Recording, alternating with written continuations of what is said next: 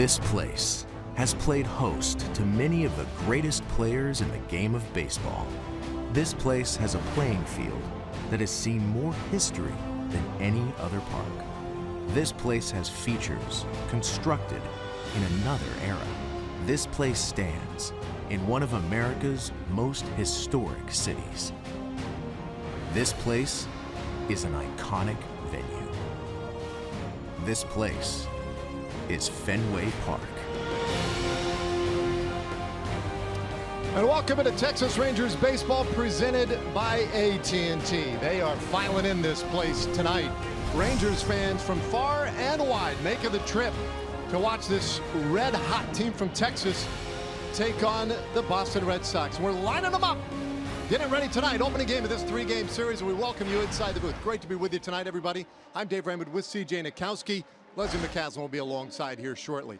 We keep asking the question. Rangers have won 11 of their last 12 games. Why? What is going so well? Well, a lot of things, not the least of which has been the bullpen. And a very important piece to the success of the Texas Rangers. And the good news for these guys is that they have been throwing the ball well after a slow start, and especially since May 8th. Take a look at these numbers right now with the 5-0 record, the 1.98 ERA. The strikeout to walk ratio has been fantastic, and those are all the lowest in the American League during that time period. I think for Jeff Bannister right now, more confidence in his bullpen than he has had all year, and especially in Sam Dyson, who had a monster night Sunday night in Detroit against the Tigers. We saw some swing and miss, a great changeup, and a 98-mile-an-hour fastball is where he peaked.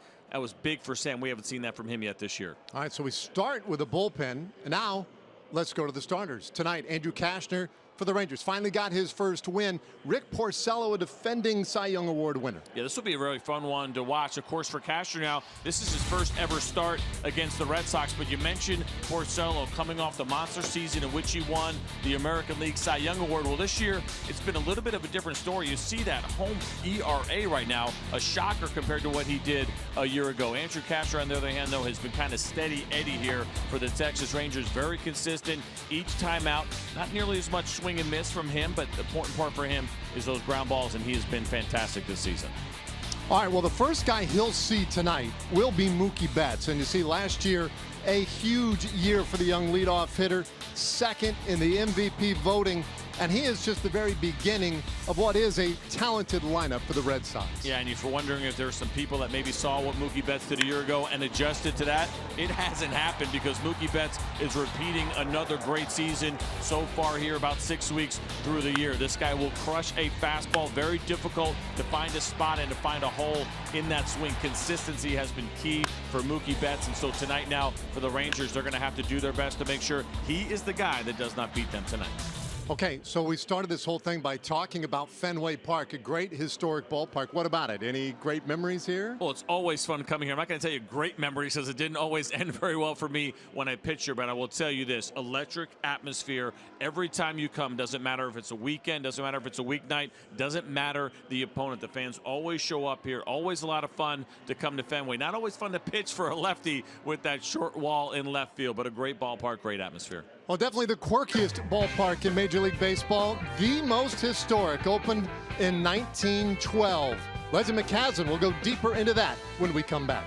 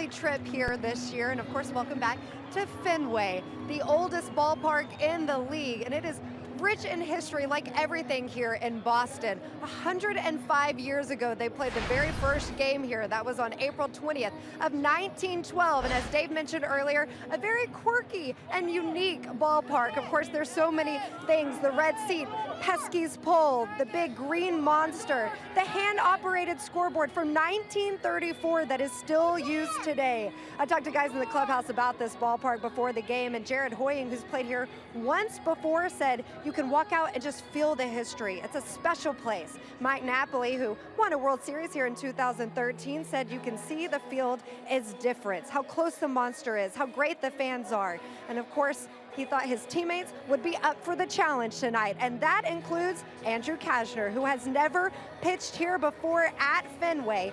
He, along with Mike Napoli, is in the spotlight tonight as he takes the mound for the first time at Fenway.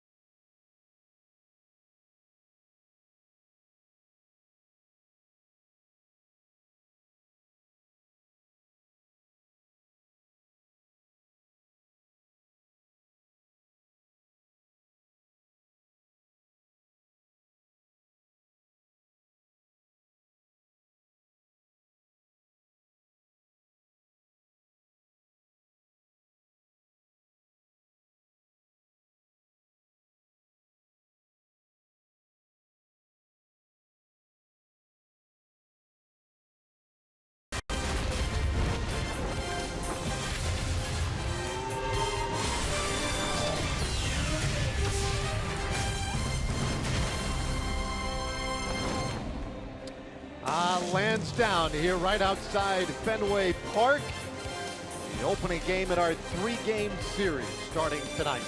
Rangers and Red Sox, and we welcome you in from high above. Time now, though, for our Shiner Light Blonde Spotlight tonight. Andrew Cashner has to start for the Rangers in his last time out. Pretty darn sharp against the Phillies. He certainly was, and really consistency so far for me the entire year from Andrew Cashner. But last one was a good one. You can take a look at what he's done over each of his last 4 starts, delivering at least 6 innings, and you love that. You love the guy to be able to get deep in games, take a little bit of pressure off your bullpen. Andrew Cashner has done that really throughout the entire season here for the Texas Rangers. We'll look forward to seeing that really good two-seam fastball that he has tonight and how he will work it to these Red Sox hitters. Well, let's begin things tonight with our Southwest starting lineup for the Rangers. Now 24 and 21, a high watermark, 3 games over 500. Chu will lead it off against the right-hander Elvis Andrus, then Nomar Mazara, who continues to lead this team and is 7th in the American League with 31 RBIs. Lucroy, Odor, Napoli in the middle, Gallo with the start at third base, Hoying in center field, and Delano DeShields against the right-hander batting 9th. How about a look at Rick Porcello and the arsenal that he'll be featuring tonight? This is what he has done so far this year and how he used those pitches. Here's what sticks out to me: the two-seam fastball, which really has always been his bread and butter. The usage down a little bit, and it's been an issue as well. A .328 batting average against that two-seam fastball. It has always been his calling card, but the contact against that pitch has been very hard this year. So Porcello to get things started tonight. Quick 3 games here in Boston as this road trip continues for the Rangers, and they are off to Toronto. Shin-Soo Choo leads things off. He's the DH tonight. Choo looking for his first hit on this trip, and he takes a strike. 61 degrees at game time tonight. It is a beautiful evening here in Boston. On the count 0-2 on Choo.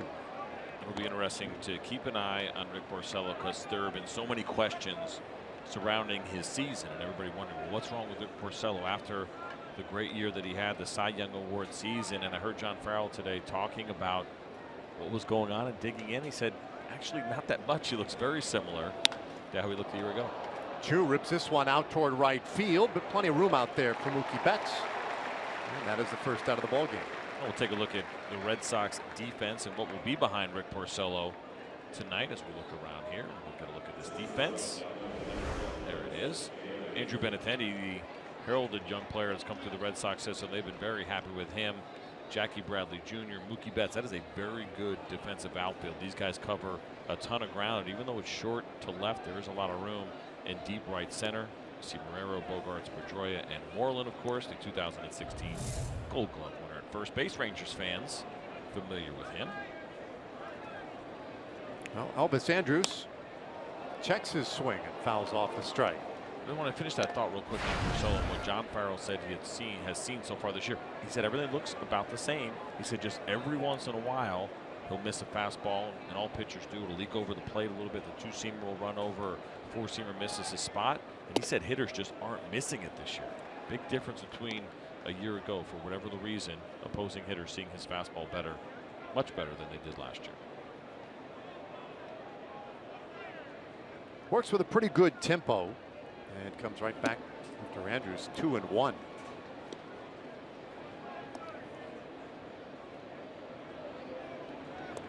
Elvis 3 hits in that Detroit series. And over the last, well, better than a week now, Elvis sitting right near 350 for an 8-game stretch. Sends this one out to center field. Back several steps for Bradley, and there are 2 out in the first inning.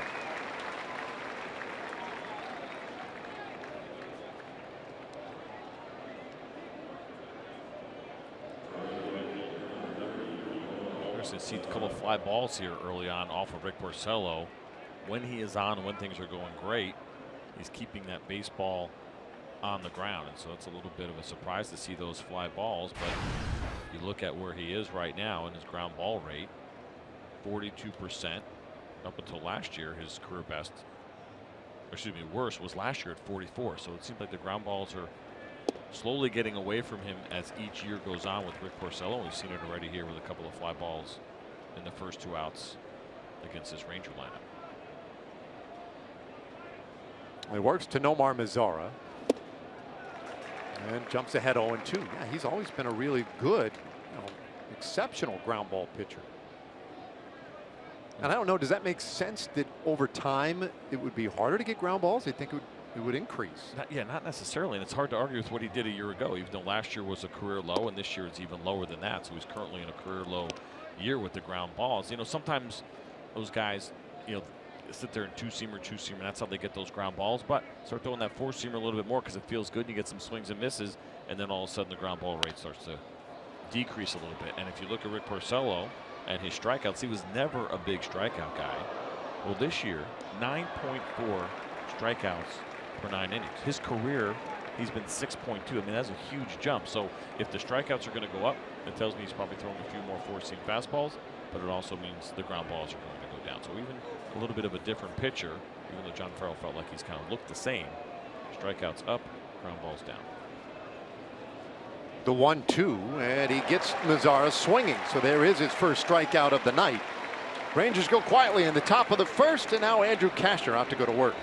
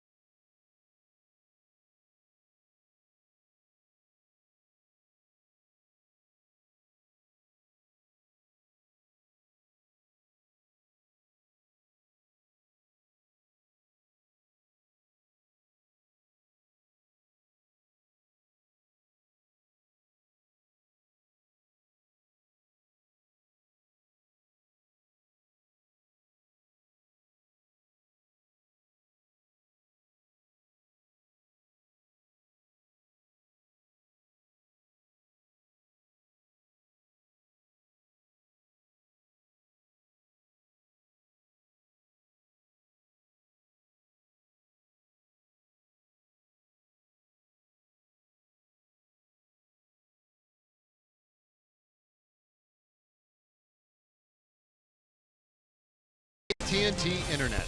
Visit AT&T.com/keep calm to learn more. By Budweiser, not backing down since 1876. This Bud's for you. And by Southwest. Yes to low fares with nothing to hide. That's transparency. All right, bottom of the first inning. Cashner against these Red Sox. Let's take a look at what Boston's trotting out there today. 22 and 21. Betts, Pedroia, Bogarts at the top of the order. They've been pretty good. Benintendi, Ramirez, Moreland in the middle, and the name you missed there is Big Papi, David Ortiz. Bradley, Sandy Leon, very good switch hitting catcher, and Devin Marrero at third base rounds it out. So Cashner ready to go to work. And pumps one in for a strike to Mookie Betts. I'll take a look at the arsenal here for Andrew Cashner, what he's been featuring so far this season. You see the high two-seam fastball usage, does a very nice job of pinpointing that pitch. Line drive out to left and a leaping catch made by DeShields, one away. And not afraid to use that fastball a lot. Go right at right-handed hitters, runs it in a lot. You see the reaction, didn't love the location on that one, but then it's a changeup. That's kind of the go-to, especially against left-handed hitters. The slider you'll see a little bit more against those righties. Well, he gets a quick verdict with Mookie Betts, and now Dustin Pedroia. Coming right after these guys. Cashner, 1 win, 3 losses, a .245 earned run average. You see the numbers for Pedroia. We showed the lineup there, and you saw the batting averages, and they were pretty impressive when you start to look at the top of that lineup. But we're kind of wondering about this Boston Red Sox offense, and you also mentioned how there's no Big Papi. The home runs are way down for this club, but everything else has been pretty good. Little dribbler, and Cashner will take care of it. Gets Pedroia, and there are 2 away. Here's tonight's Rangers defense, which is delivered to you by DeMontron RV. Delano DeShields, Jared Hoying, and Nomar Mazara, or as they say here in Boston, Nomar Mazara, playing right field. Gallo, Andrews, Odor, Napoli, and Jonathan Lucroy behind the plate with Andrew Cashner this evening. I never get tired of hearing Jerry Remy say that. Or the shortstop here in Boston, Xander Bogaerts. I love it. I love it. Even a New York guy who you're supposed to not like anything about Boston, I just love listening to Jerry Remy say those 2 names. Now Bogarts takes a strike. Bogarts batting third. He's 6th in the American League with his .320 batting average. How about that? A guy batting third, no home runs. He does have a lot of doubles, 9 of them. Leads the league with 4 triples. And he's in a hole 0-2. Yeah, everything about what the Red Sox are doing right now is so anti kind of 2017 and where the trend of offense has gone. We're at a record pace right now for home runs per game. We have never seen a higher rate. We'll see ultimately if that holds this year, but interesting to see this team with a bunch of good hitters and some guys having some good years just absent of the home run. Very strange. We're also seeing tons and tons of strikeouts. Yes. But as a team, they do not strike out. They'll walk. The throwback Boston Red Sox. Yeah. Treating it like it's the 80s. 1880s. There's a bouncer wide of third, and it stays 1-2. Well, that would be overstating it just a little bit, but look at this. Most hits since 2015. And you mentioned it, guys like Mookie Betts, who already flied out this inning. This guy, Xander Bogaerts, 2 of the top 3 in the American League. Played Bogaerts straight up on the infield. And that's a rarity. You just don't see this from many hitters by any team these days. I mean, everybody is in a straight up position here. Well, I think a lot of that has to do, you see, and we saw about the lack of power from Xander Bogaerts this year, but that's because he's been a good hitter in the sense that he's spraying the ball, especially against right-handed pitching. You go left to right from in the outfield, 17%, 16%, 14%. Those are pretty good numbers as far as what he does in the outfield. Not as much, isn't it? Nearly as many ground balls to the right side, but that's not a surprise. But when you see a guy who gets his hits and has his average up, it's not surprising that he can spread the field pretty well. Take strike 3, and it's a 1-2-3 inning for Andrew Cashner, his first strikeout of the night. Well, starters sharp out of the gates tonight.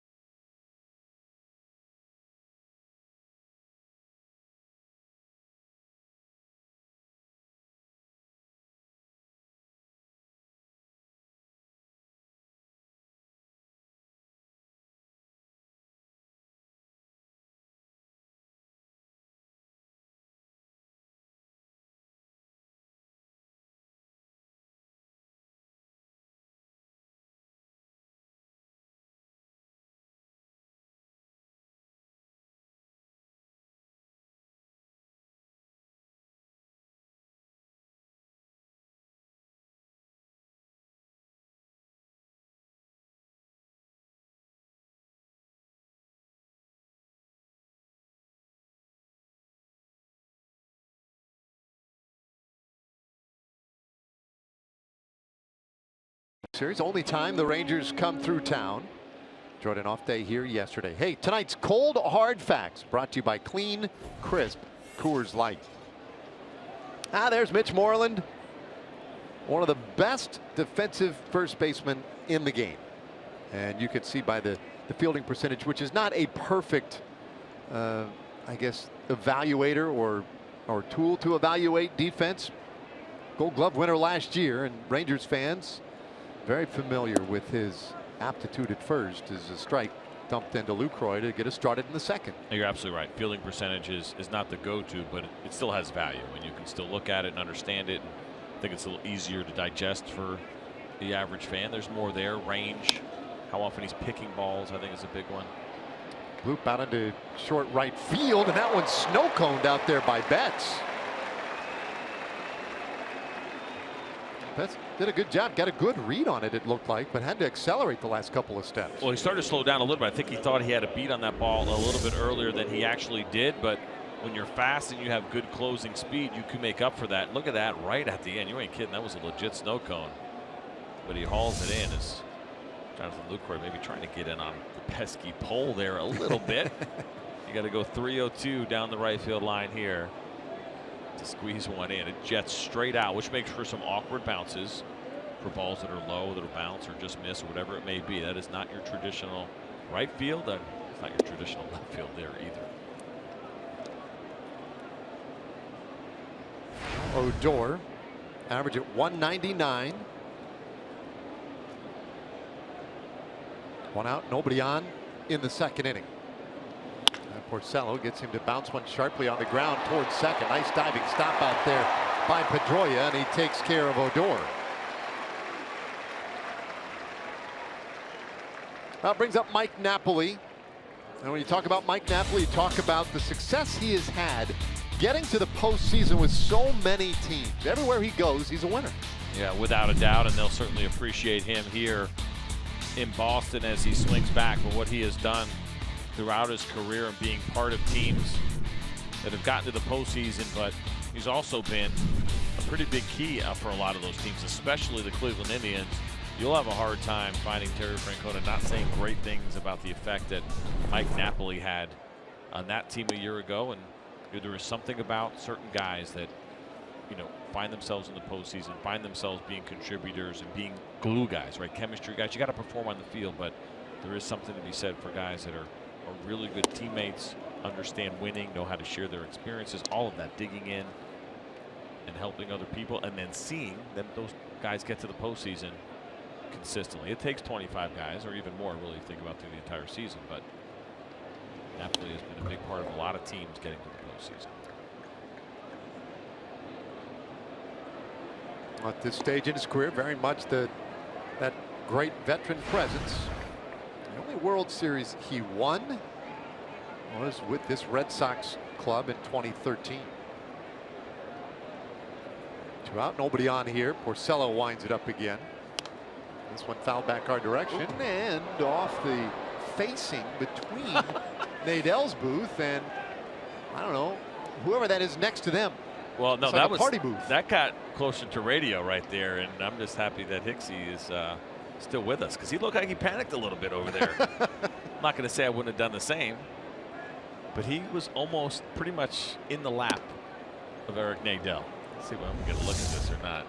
There's that pop up. You'll see that Hicks on the left. Yeah. Oh, okay. Yeah, you're right. Hicks is out. Where was he Hicksy, going? get that guy a glove. Get out here early for a little early work tomorrow, maybe for him. Another foul ball way down the right field line this time. Now this seems like a pretty good spot to be in for foul balls. Broadcast booth where we are a little bit higher, but also closer. We'll get one. We're going to get one this series. Point being, we probably need to come up with a game plan. Like, I don't want you in my lap, running away. I want you to hang in there for balls coming at you. Get your hands up, squeeze it. So what you're saying? I need a game plan. No, we go again. No, you and I need a game plan, but mostly just making sure you're not going to bump into me is my big thing. Well, I don't know if there's room for two of us under the counter, so. I really have no interest in actually trying to catch a ball barehanded. I don't think it's going to end very well. I'm trying to think how fast I can get this thing down. No. Why not? We're going to make a play. We got to make a play. That's why we're here. I'll just go buy a baseball in the shop. I don't need to catch one. Little tapper, foul again. Now, Napoli putting a good at bat right now on Rick Porcello. Porcello was very quick to the top of the order in the first inning. Needed just 12 pitches to take care of Chu, Andrews, and Mazzara. And you see, this will be the 9th pitch of the at bat for Napoli alone. Something he's been so good at over the course of his career. Pitches per at bat. I think we pay attention to that stat now more than ever. I think teams realize the value and how important it is and the wear and tear that it can have on an opposing pitcher, especially a starter. Swing through that one, and another strikeout for Porcello, his second of the night. We've played 1.5, no score tonight.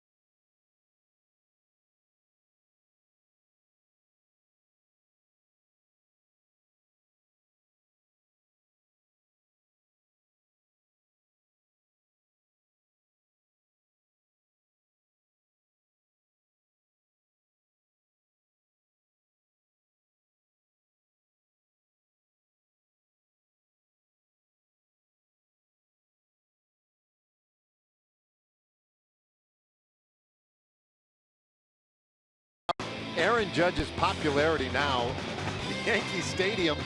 The Yankees have built the Judge's chambers out there for the fans. I love it. This is a really smart idea. They have it out there in right field, and you can't actually buy tickets to sit in the Judge's chambers. They pick some fans that look like they're Aaron Judge super fans, I guess you could say, and they put them in there, which is a really cool thing as well. I said maybe they'll start giving those seats away to, could be potentially, groups that come in or charities or whatever it may be, but a very, very fun idea. A little tapper by Andrew Benintendi, and he is tagged out along the first baseline by Cashner, one away. So what I'm wondering is how many different ways can you spin Aaron Judge's name? We've got the Judge's Chambers, seen All Rise as some headlines, Judgment Day. There's got to be still a good one out there that hasn't been used. I mean, we know they're very creative in New York, and the media certainly is, and headline writers are, both good and bad, as they have been over the years. But I just wonder if they're going to run out of material too soon. A full year in Save big some league bullets, yeah. Probably some merit to that. But you don't want to, listen, you don't want to be the one who has that good one ready and then see it go somewhere else. That's a good point. So one away here, and brings up Hanley Ramirez, the designated hitter for the Red Sox. Ramirez at 273, 6 home runs so far this year. It is a new era in Boston. No David Ortiz, and they have felt the impact this year. Talked about it a little bit earlier, the way this offense has changed, the lack of home runs, and they have had to adapt their style. But look, here's the thing, Hanley Ramirez can hit the ball a long way. He's a strong man, great power. No, he absolutely can, and that's always an issue when you're facing him. 6 home runs so far this year, and you see what he's done against the Rangers over the course of his career in 19 games. And the expectation of power, yes, is going to fall on Hanley Ramirez a little bit more now that David Ortiz is gone. Listen, he's not coming through that door anytime soon. And I will tell you this, though, because there's some good numbers from these guys, I wouldn't want them changing their swings that much. I don't want guys changing their approaches to try to hit home runs, and you start to see the batting averages and the on-base percentages come down. So I think right now you look at the Red Sox and say they're a doubles team that lacks a little pop, but they can still win with this kind of offense. Well, they now have the game's first base runner. Hanley Ramirez with the walk. He is at first, and now Mitch Moreland. We talk about this team being a doubles team. Moreland leading the planet in doubles this year, 16 of them.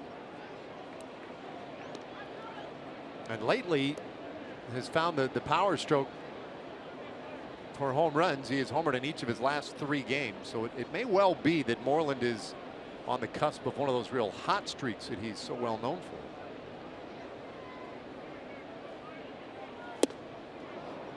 One and one the count.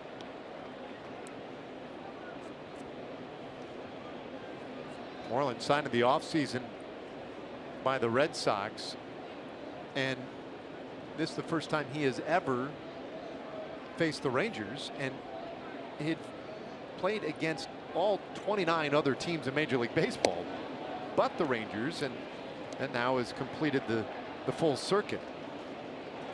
See the 1-1 change up there from Andrew Cashner. That has been a pitch that Mitch Moreland has really struggled against right-handed pitchers with.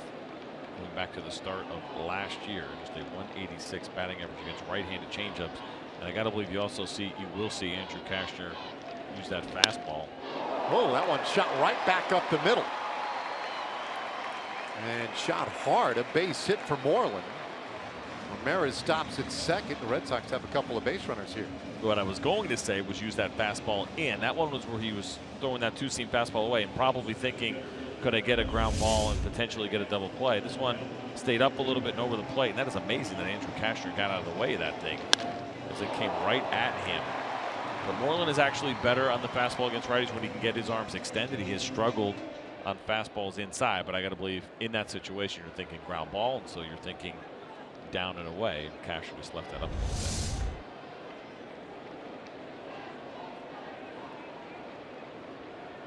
Saw a couple of men aboard. And now Jackie Bradley.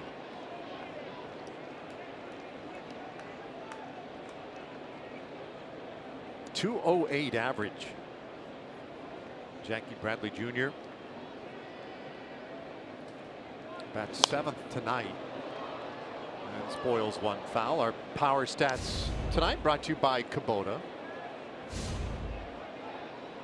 Cashner now dealing with the runner in scoring position, and not many better at handling these spots than Cashner. He has been so good, and again, that goes back to his ability to get ground balls and his consistency in doing that. Now he's going to have his hands full a little bit trying to get 2 outs, and most likely outside of a double play, having a couple of at-bats with at least one runner in scoring position. We'll see if he can continue the great success that he's had so far this year. I suppose worth pointing out, the only guy with a better average with runners in scoring position was Darvish. 1-1 pitch. And that's low. I think that's been a big part of the success of the Texas Rangers and the starting pitching. We've talked about them a bunch and how good they have been, maybe even surprisingly good all the way through the rotation. It's one thing you always expect your guys at the top to deliver, but really 1 through 5 they have been very good so far this year, and that's also getting themselves out of jams when they have been in them. Martin Perez has been a really good example of that. Perez will have the start tomorrow. Nick Martinez will start the final game on Thursday night. So you get 2 different kinds of conversations that happen in these situations. One is, hey, let's talk some baseball. And then every once in a while, or maybe more than every once in a while, they'll get away. But based on the smiles there, I'm going to say it was a non-baseball conversation.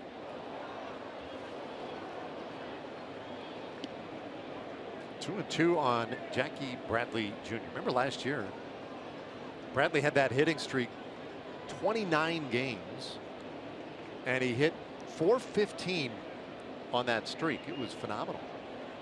You take that out, and the rest of his big league career, he has a .220 average.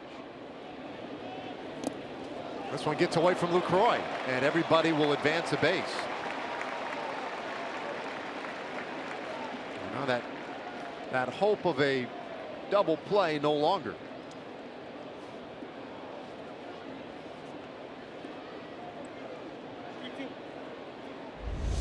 A 2-2 pitch here, and it's a slider that kind of spins and goes straight down, and Jonathan Lucroy thought that he could back pick that one as opposed to going down on the knees and keeping it in front of him. Unfortunately, he could not catch that one cleanly, and like you said, now all of a sudden Andrew Cashner's got some work to do with runners in second and third. Very big wild pitch right there.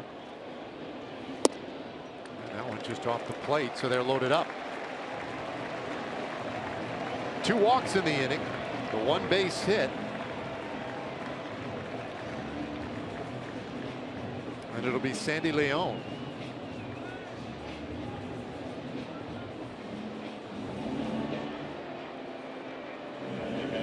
Well, when you look at Cashner's numbers for the years, the 40+ innings coming in, the fact that he had more walks than strikeouts is the one thing that you would pick out as an issue. He had walked 21, he had struck out 19. Well, today has a strikeout, but he's walked 2 in this inning and now deals with a bases loaded spot. Yeah, and the walks have been a little bit high for Andrew Cashner, but the bigger part of that is that he doesn't strike a lot of guys out. So you look at, okay, more walks than strikeouts. Well, it has everything to do with what kind of style pitcher he is. And yes, he'd love to be able to bring that walk rate down a little bit, but the strikeout rate isn't going to jump necessarily. It's not who he is anymore, especially right now. He's trying to pitch to contact, keep the ball on the ground. The infield is playing back, so they'll try to turn a traditional double play. If it goes back to Andrew Cashner, he most likely will throw that ball home. Catches a corner, and it's 1-1 to Leon. Yeah, we had that conversation about dead center field cameras. You and I have talked about this a bunch. So they have that here in Boston. And that last pitch is a great example of why I love this view. So much straight on. You can see the great movement, especially when you have a good sinker ball pitcher, whenever you're looking from the straight on angle. This one off the end of the bat to third base. Gallo for 1 to first. No. So the run scores, at least for the moment. Now Jeff Bannister, no doubt, will at least have them take a look at this down to the clubhouse to see if it's worth pursuing. Yeah, at full speed, it looked like he beat it out, and he certainly did. And this was just one of those balls that unfortunately was hit too soft in these situations. Joey Gallo was back a little bit. It was a broken bat from Leon. He just didn't hit it hard enough. Now, the other thing, of course, you look at is the slide in this situation to see if anything happened at second base that shouldn't have. And it doesn't appear that it did. You see a little bit of frustration there from Andrew Cashner with a couple of walks, but felt like he made the pitch maybe to get himself out of that inning, but because it wasn't hit very hard, they were unable to turn the double play. So indeed the run scores 1-0. Marlin at third, Leon at first, and it brings up the 9th place hitter, Devin Marrero.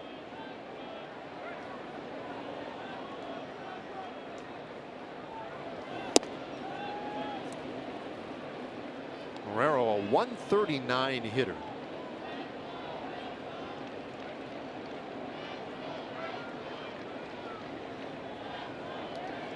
He's a young man having a little trouble making contact in a hole here 0-2. He just took 2 fastballs that were down the middle of the plate. That last one was down, but the first pitch fastball was pretty much middle, and Andrew Cashner has a ton of confidence when you see those kinds of numbers and see a guy struggling to be aggressive early in the strike zone with the fastball.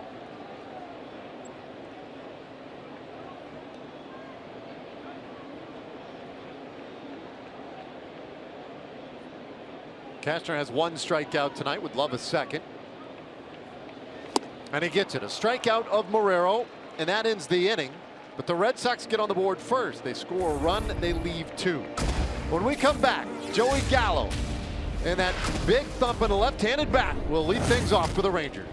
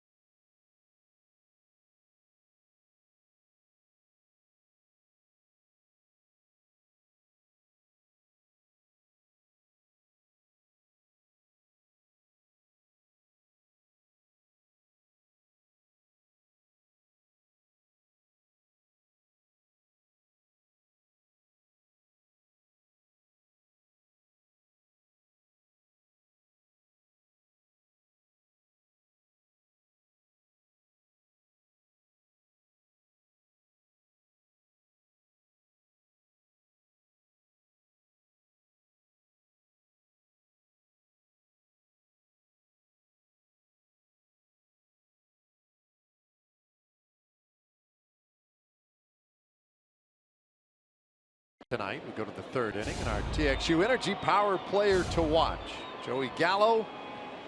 So 49 hits so far in his career. 20 of them have been home runs. And since 1975, the only one to get a higher ratio of home runs in his first 49 hits, Mark McGwire. An incredible rookie campaign with Oakland, in which he hit 49 home runs. Well, there's some good and there's maybe some not so good in there for Joey Gallo. We know that he has tremendous power, and I'm sure he'd be the first one to tell you that he'd like to have more hits in there as well, some non-home runs, but I'll look at it as a positive. He has shown big league power. He's not chasing out of the zone the way that he had been up until this season. Even though there's still swing and miss there, he has been much more disciplined in the process, and I think you're going to start seeing a lot more non-home run hits here with Joey Gallo. 2 balls and a strike. How about that shift? I mean, there is a lot of room on the left side for Joey Gallo.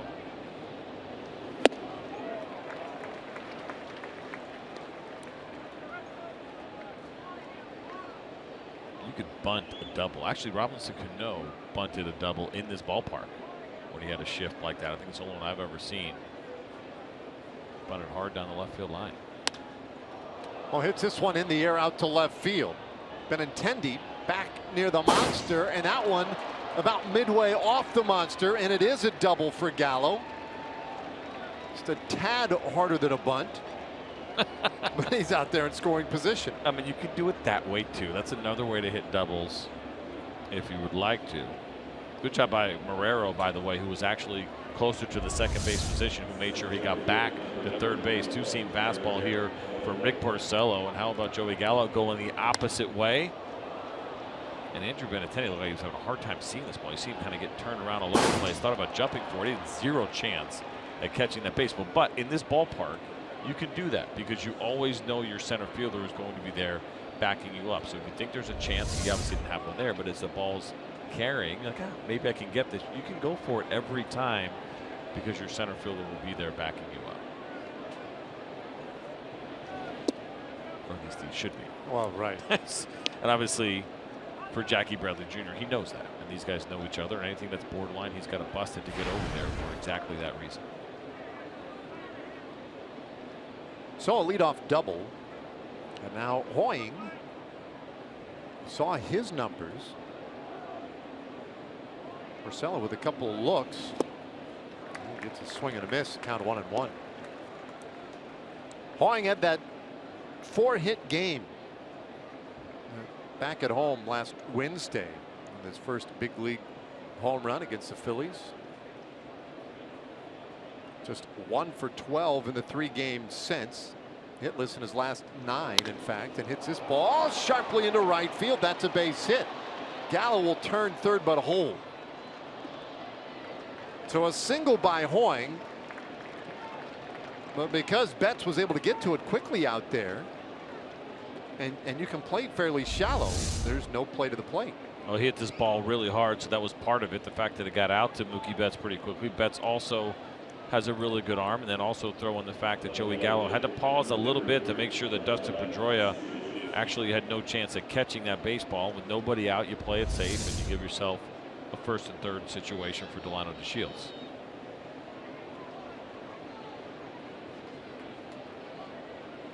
Well, Tony Beasley giving him some instructions, some advice down there at third. Gallo 90 feet away. Hoying is at first. And now DeShields, 9th place hitter. And he takes a strike. Delano's had the great road trip. 5 hits in those 3 games in Detroit.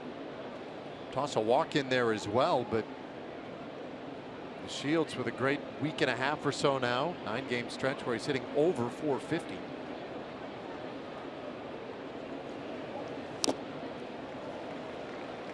And a hole here though, 0-2. This is the first career at bat for Delano DeShields against Rick Porcello. He has never faced him before, and you can watch videotape all day long and you can hear about the two-seamer. You can talk to other hitters that have faced him, but until he actually sees that fastball, and he just saw 2 of them, you're never going to completely know what it looks like, what kind of adjustments you need to make. But Delano's gotten a quick look at least 2 two-seam fastballs here to start this at bat. Well, lays off that one. 1-2 the count.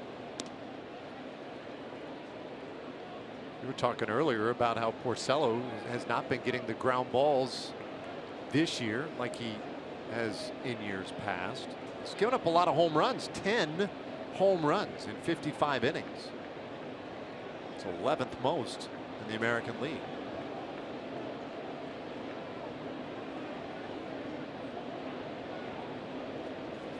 One-two pitch, and this ball hit hard out to right field. Betts was in shallow, but still able to get back and make the play. Gallo tags. He'll score on the DeShields sacrifice fly, and it's a 1-1 ball game. So the Rangers on the board. Time for us to take a Chevy game break. Let's send it back to John Radigan.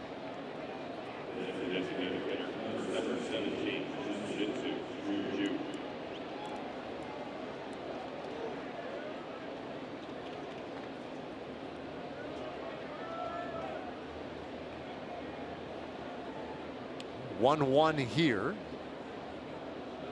Hoying still at first, and now the lineup turns over. Choose second at bat against Rick Porcello.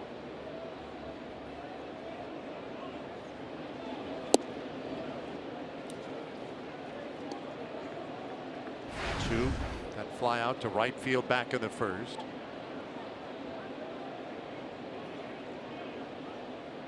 He's been getting on at a 373 clip coming into play tonight. But quite the shift on for him on this infield. He'll go the other way with it, but foul.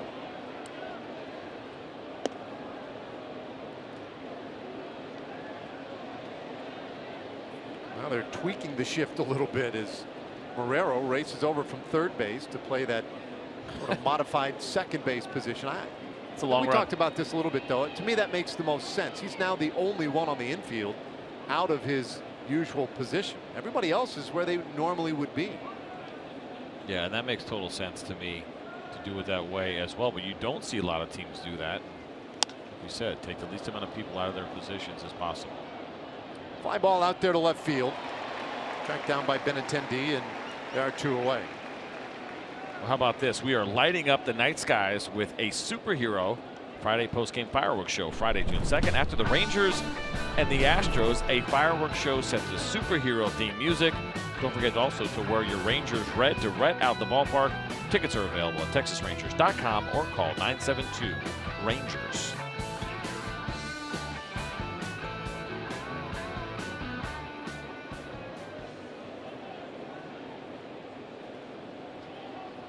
A 1-1 game. And Andrews flying out center field in the first. It's his second look. And out in front of that slider a little bit, 0-1.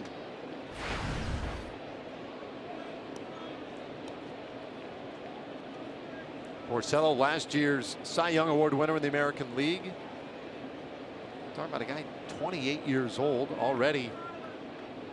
Nearly 8 years of Major League service. This is his third season with the Red Sox. Elvis serves it out to right field. Betts coming in and leaps up to make the catch. Inning over.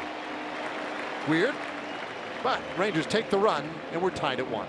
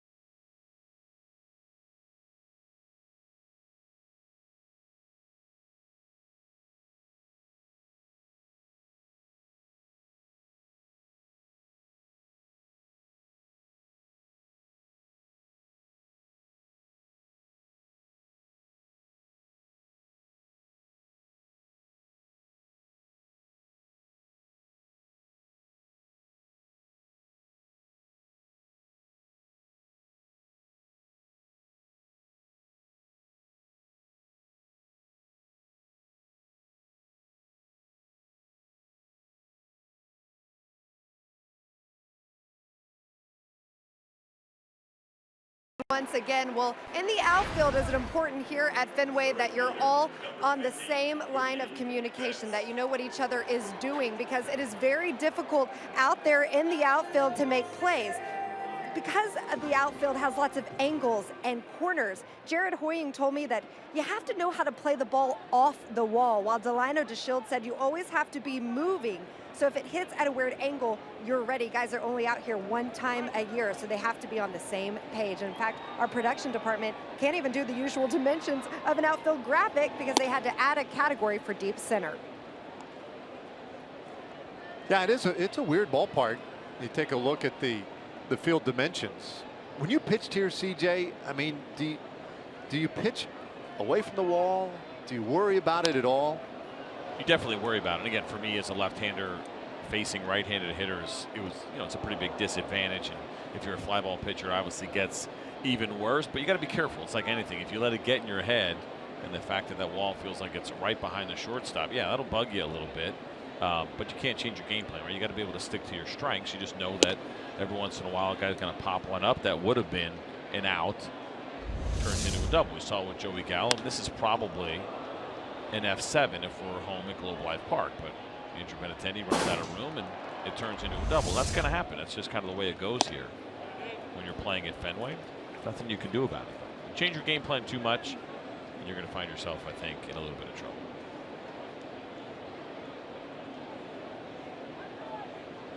Gallo with that double ultimately scored the Rangers' first run of the night. A 1-1 game here in the third. And a bouncer left side of the infield. Andrews throwing across his body. Plenty of time to get Betts one away. That's why it's not that uncommon at all when teams come in, especially because it's only once a year now for teams, American League teams that are not in the American League East. If you have a young, inexperienced outfielder, you'll see him go stand in left field, or even a couple of guys, anybody that may potentially play left field, and a coach will sit kind of behind shortstop and just hit balls off of that wall, just so guys can get an idea of how the ball bounces. Because the other tricky part to playing the Green Monsters, the ball does not come straight off, right? You think about the angle of that wall, you're facing it, and there's a great view from that manually operated scoreboard that they have here. But the ball hits the wall, it's actually going to not bounce straight back towards you, but it's going to bounce a little bit towards center field because of the angle. So some guys like to get out there, have a coach hit a bunch of fungos, get a feel, get an idea how big the track is. You know, the warning tracks, every ballpark, are not the same, right? Some of them are deeper or shorter than others, so you get a little bit of feel for how many steps before you get to the wall. There's a lot that goes into it pregame before these guys ever get started before the first pitch. 2-1 to Pedroia now. Cashner's given up the 1 run, but just 1 hit so far tonight. A couple of walks have created opportunities for the Red Sox. Cashner also with a couple of strikeouts.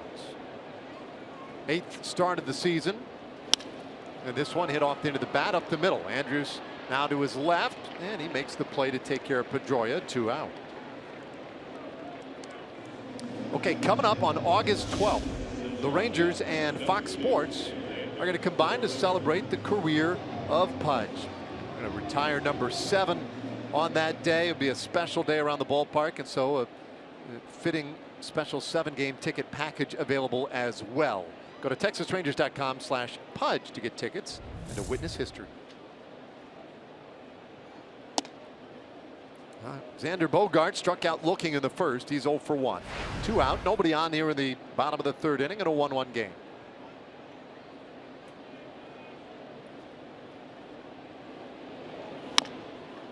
Chopper at third base. That's a fair ball. Long throw for Gallo with that strong arm. And it couldn't be handled by Napoli. Well, that is some kind of throw, though, by Gallo to even make that a play. You see him there kind of tapping himself on his chest as if to say, my bad. Well, not really. I mean, this is a really nice play to his right.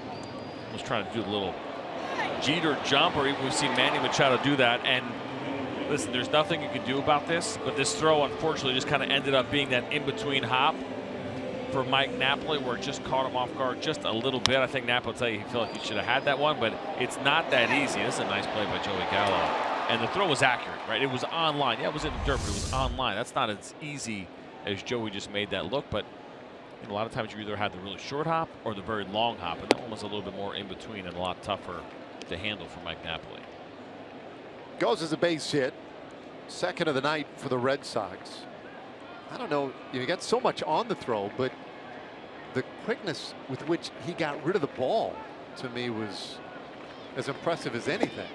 Now, that's a big guy moving hard to his right to get to that ball, and he released it quickly. Yeah, it's different when you see, okay, Manny Machado, Nolan Arenado. I mean, they're good-sized guys, but they're not 6'5", 235 and as big as a guy like Joey Gallo. And to see him be as athletic as he was on that play, it's really impressive.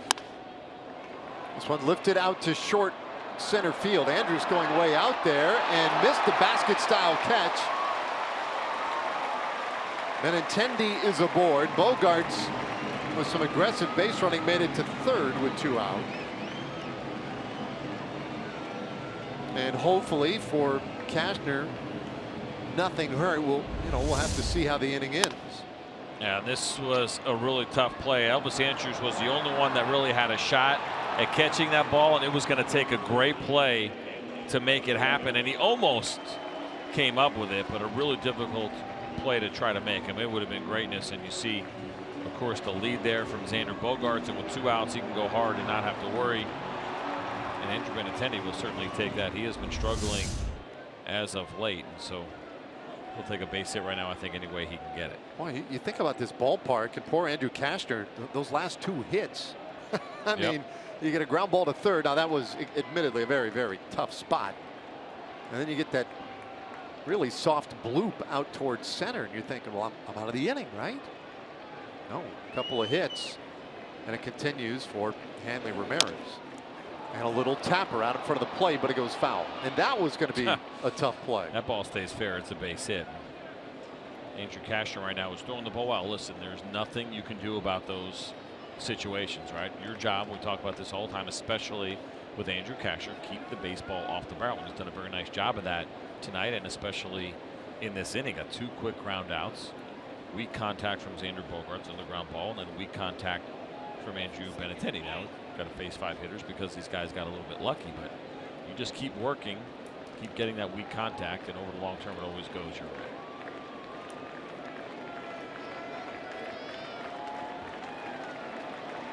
So Ramirez slowly back into the box. Then on the corners in a 1-1 game. This one fouled back towards CJ. That's how I'm asking right there. I'm a little nervous. I'm not gonna lie. I thought about describing it as a little squeal, but I don't think that needed any help. No. I think I'm not worried about getting hurt as I'm worried about my screens. I got my iPad here. I have my computer here. I really treat it like when those were like fire drills. Like push the computer screen down right away. Get the hands out. Protect it like it's one of your children. It kind of looked like you were protecting yourself a little more there. It won't happen again, Dave. That was it. That's the only one. 0-2 the count. You definitely backed away from the count, right? I mean, I wasn't in your lap the way that Matt Hicks was with Eric Nadel, but I did. Nobody has more at-bats, by the way, in this Boston Red Sox lineup than Hanley Ramirez against Andrew Cashner. He's had a lot of good success against him. 20 at-bats, just 2 strikeouts, but only 3 base hits. The 150 batting average against. We start looking at matchups and numbers. 20 for me is a decent enough number to get an idea as far as how Andrew Cashner has handled Hanley Ramirez so far. Runner goes from first. The pitch gets away from Lucroy. Charging in from third base is Bogaerts, and he will score. All the way to third base, Benintendi, and that might go as a pass ball. We'll have to see. It wasn't in the dirt, at least it didn't look like it, but it was a missed spot. Now, let's see if it gets in the dirt. It does get in the dirt, so that'll end up going down as a wild pitch. But Jonathan Lucroy was anticipating a fastball in, and Andrew Cashner unfortunately just yanked that ball and ended up missing his spot pretty significantly. And Jonathan would have had a chance at that if it wasn't in the dirt, but to try to reach all the way back and get that ball in the short hop, certainly not easy. So run in. Now the count 1-2 on Hanley Ramirez, who walked in the second. And pops this one over to the right side out of play.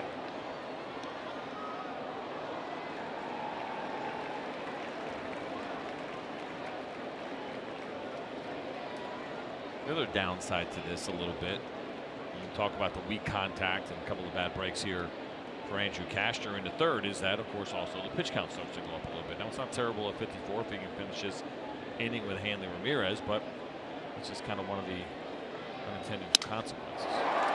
Soft liner out to center field. Hoying coming on, and he'll make the catch.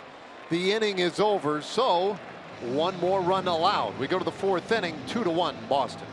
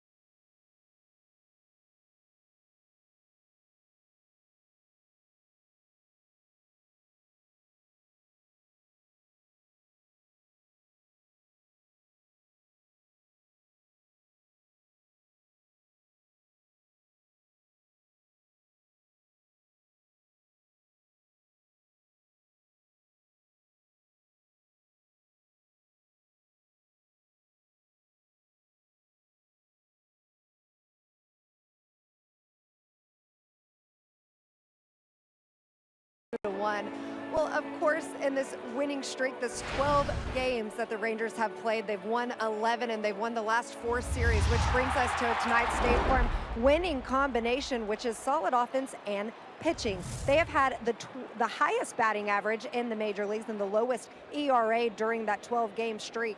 Delino DeShields told me before the game it's because they're doing the little things on offense, moving guys over, producing runs, and they're pitching very well as well. He said it's been fun to watch the hitters attack the hitters and compete, and when they give you a chance to win it at the end of the game, it's special. Well, it has been. This team has won 11 of their last 12 games, and they have done it by staying close all the way through, and oftentimes getting those runs late. Mazzaro right down that first base line. That's a base hit. Bangs off the wall, and they'll have to stop at first with a leadoff single. Well, Leslie is absolutely right. I mean, you talk about going on a winning streak or winning 11 out of 12. Everything has to go right on both sides of the ball. That's been the case with the Rangers, and this is just a little breakaway that kind of floats in the middle for Nomar Mazar, and that's not too often. You're going to see a guy hit a hard ground ball down the right field line that doesn't at least have a shot at being a double, but as soon as it hit that close wall and the way that it jets so close to the foul line, it kicked right out to Mookie Betts, and Nomar couldn't even think about going to second base on that one.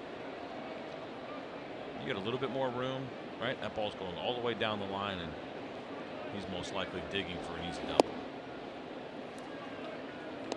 So now Lucroy line up in the second inning.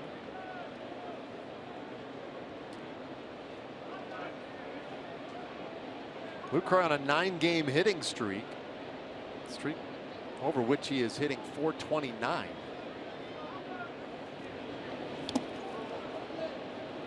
And it's 1-1.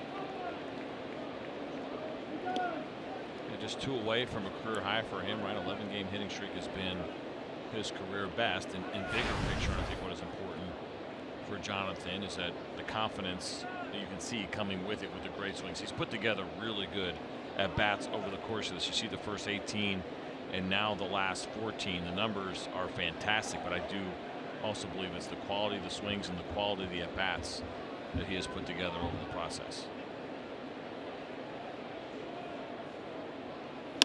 Shoots this one to second base right there for Pedroia. He'll feed the shortstop Bogarts, who gets it over to first in time, and that's a double play. So the leadoff single erased.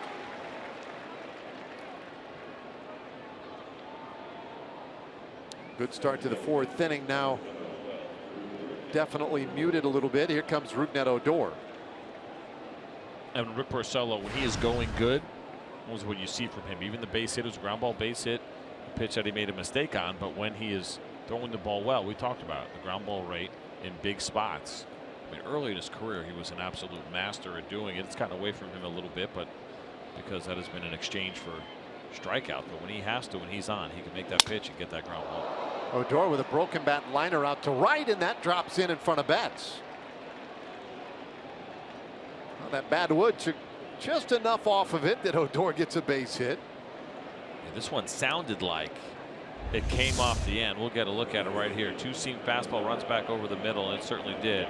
Off the end of the bat for Odor. Porcello was trying to get this pitch away, and listen, even though that one was off the end of the bat, not hit particularly hard. Obviously, Roogie does a good enough job to get himself a base hit, but those are the kind of fastballs that John Farrell was talking about, leaving him in the plate a little bit more over the middle, and those pitches have been getting hit very hard against Rick Porcello so far this season. That one not hit hard, but an example of the kind of pitch it had been.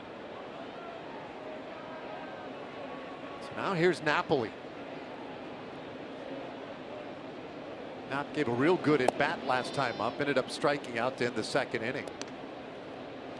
But locked horns with Porcello in an extended at bat, I think, with 9 pitches.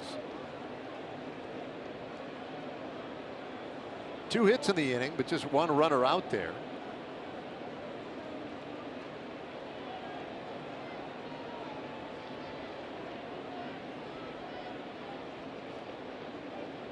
Porcello will try and chase Odor back. How about that home run? We didn't get a chance to talk about it because that game was on ESPN on Sunday night for Mike Napoli. 446 feet to dead center in that camber well at Comerica Park. I mean, one of the best swings that we have seen Mike Napoli take this entire season. It was a thing of beauty. And it was loud. It was loud. We'll take a look at it right here. Mike Napoli getting a little cutter from a lefty. It was so impressive. We talk about home run rates and where guys are. There's a lot of uppercutting and heads up.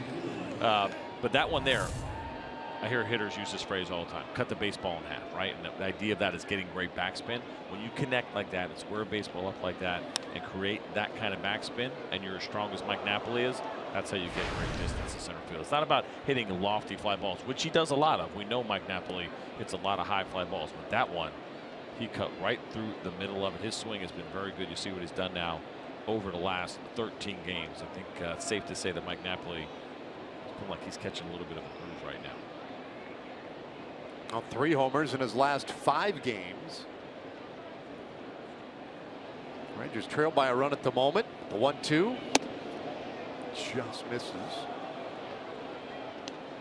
And he talks about when he is on, that his lower body is where it's supposed to be. A lot of times you look at a swing and you look at hands and you look at whether or not a guy is bailing out or if his head's coming off the ball. But for Mike Napoli, it's about that lower half being in sync with the upper half. And when you see him hit home runs to center field like that, you know everything is in sync.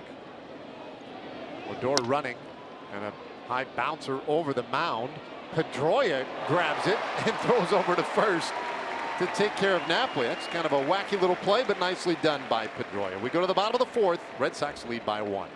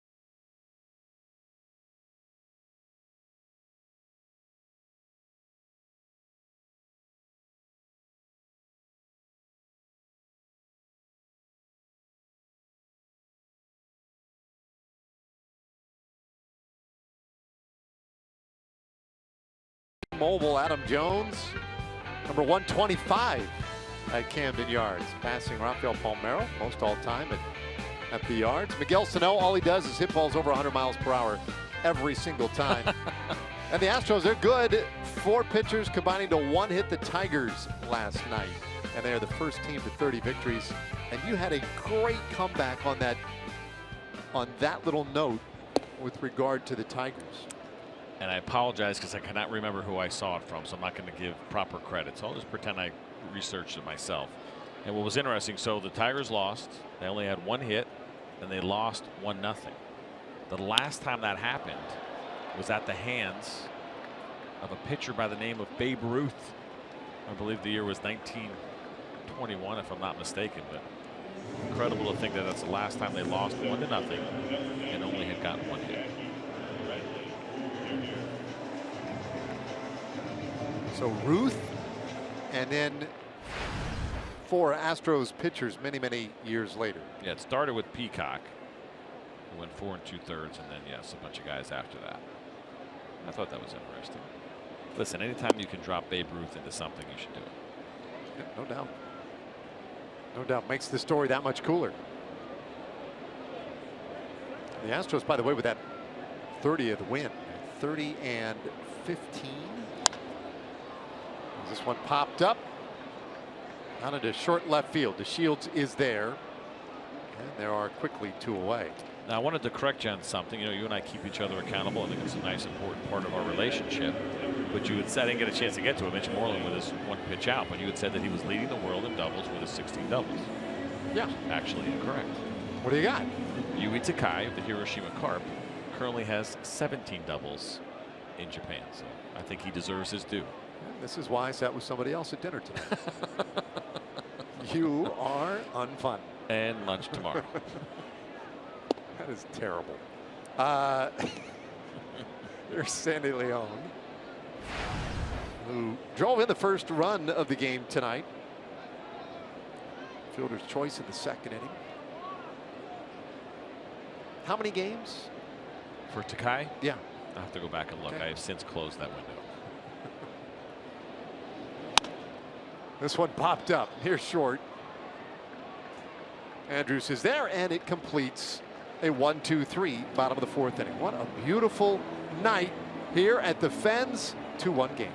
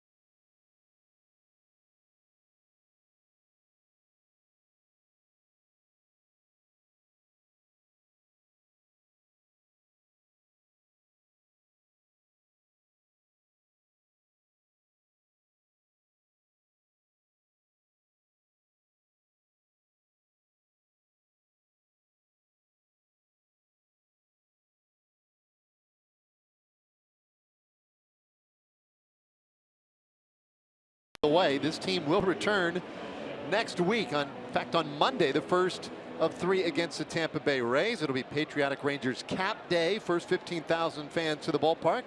Get a Patriotic Rangers ball cap courtesy of Carter Blood Care. You get your Memorial Day tickets, TexasRangers.com, or by calling 972 Rangers. Well, a 6-pitch bottom of the 4th inning for Andrew Cashner. Very nicely done. It gets the Rangers right back to the plate. And Joey Gallo stands in to take strike 1. I mean, how about this shift now again here against Joey Gallo? Look at the right side. I mean, I don't think I've ever seen 3 guys bunched up that much in one area. They didn't do that the first time. They weren't that close on the right side. This one popped foul out of play.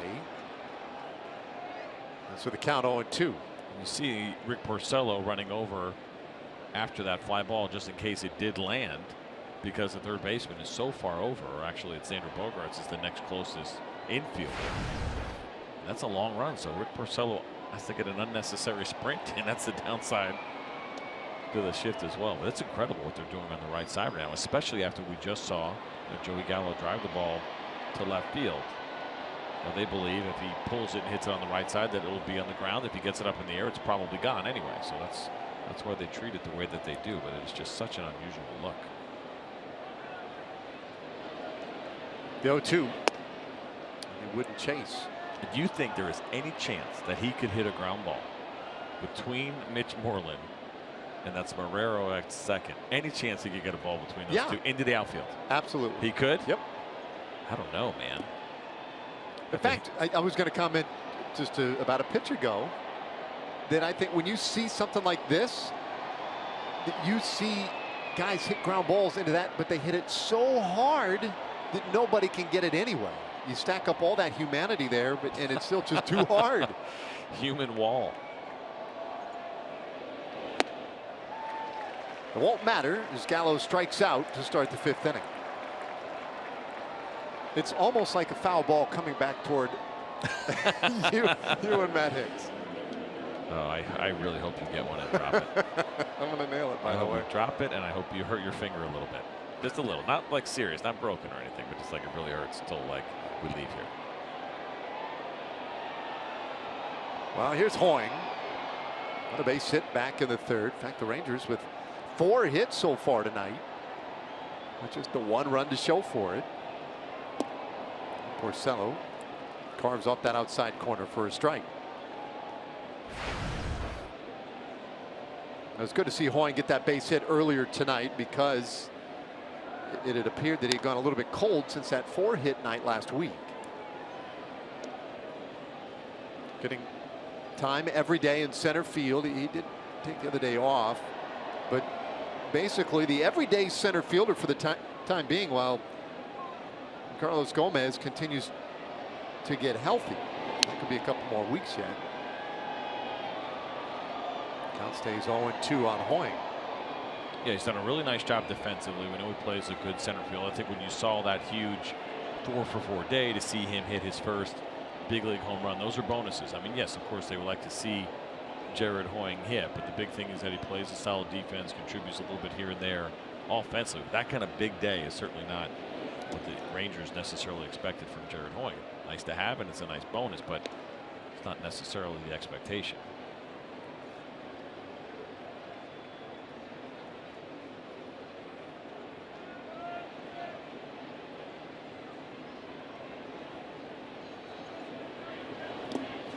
Takes one in the dirt. It's 2-2. So Hoying batting 8th. DeShields will be next, and DeShields drove in the Rangers' run back in the 3rd inning with a sac fly. Packed house tonight, Fenway Park, on a Tuesday evening, and what a beautiful evening we have had. And there's a strikeout of Hoying, and that is number 4 tonight for Porcello. Well, it's not that far away. Beginning June 15th, all the greatest players in the world, they get together for one of the greatest golf events of the year. Dustin Johnson will try to defend his title. It's the 117th U.S. Open. Coverage beginning June 15th on Fox, FS1, and streaming live on Fox Sports Go. Shields takes a ball from Porcello. Opening game here in Boston, and on to Toronto. This is the 2nd stop on this 3-city trip. You know, we We've talked a little bit this year about the scheduling and how it's affected the Rangers and all these 3 city trips. They have 7 of them, a bit of a rarity. The Red Sox have had an early season schedule of extremes. They started the year by playing 20 of their first 29 games here at home. Now, it didn't go that great. It's not like they made hay over that time, but that was a great way to start the year for them. They're in a stretch now where they're playing 22 of 31 games on the road. They just happen to be back in town briefly here for this series. Yeah, the extremes are something you'd like to avoid when you're a player, right? Kind of a balanced schedule where more often than not you're gone for a week, home for a week, kind of on the road for 6 or 7 at a time, and not having to take that extra suitcase and everything else that comes along with the big road trips. Little tapper out in front of the plate. Porcello down the hill, bare hands, throws to first, but nowhere near in time. DeShields with that blistering speed beats it out, and he has an infield hit. I'm not sure there was much Rick Porcello could do here. He does a nice job of fielding his position, but in this spot with Delino DeShields running, I don't think there was anything he could have done. He bare hands it, just takes that one little half step and tries to get this throw down as quickly as he can. It's a nice job by Mitch Moreland too, as the throw was up the line a little bit. Good pitch, 2-seam fastball away and well spotted. Now you see Delino running on the grass right there. Had that ball hit him, it would have been called out because he wasn't in that lane. That's something you have to be careful with. Good base runners will always try to cheat that just a little bit because it makes it a lot harder for the pitcher or the catcher in that spot to make the throw. But if you get hit outside of that lane, you're called out. So Delino pushing it a little bit, but he beat that ball to the bag anyway. So he's on for Shin-Soo Choo, who's 0 for 2.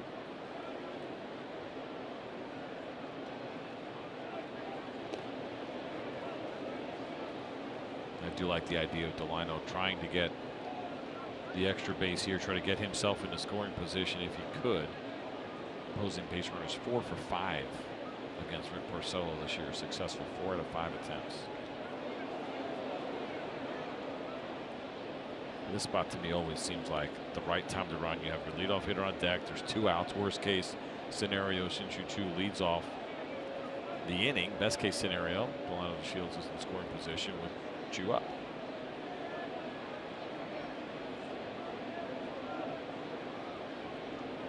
Decent lead, not going. And Choo swings and misses.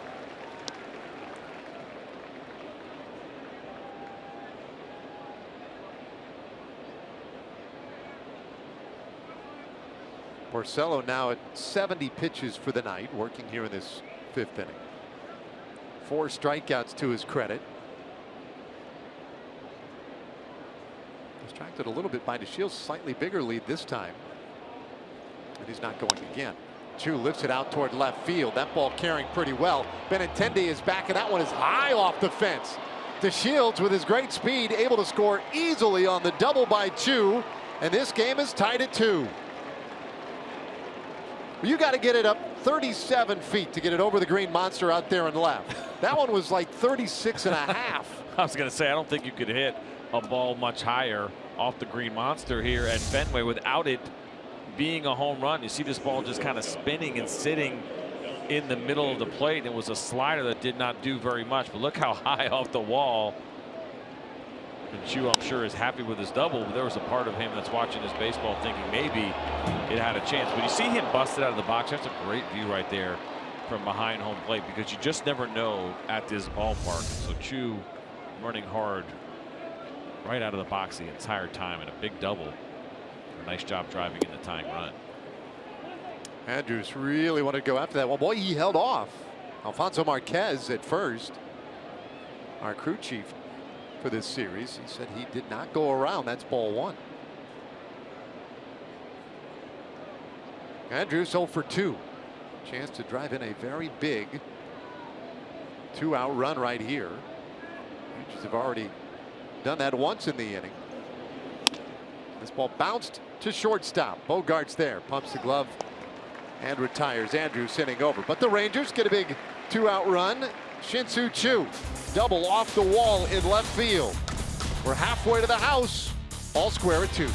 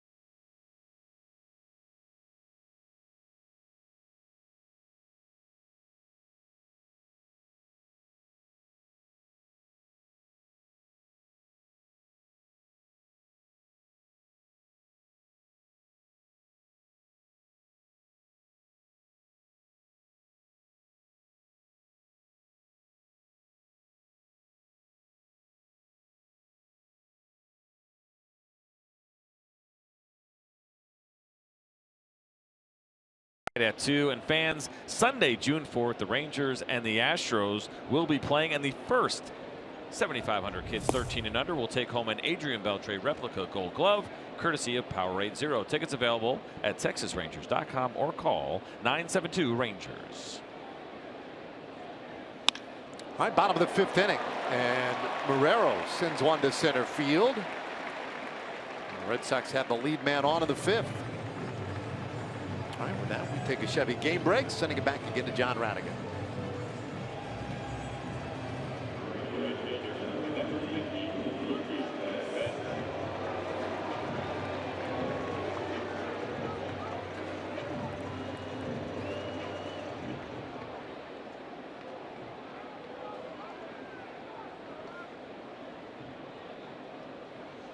Okay, thanks, John.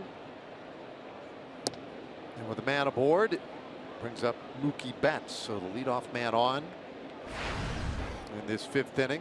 9th place hitter, Devin Marrero. Betts is 0 for 2.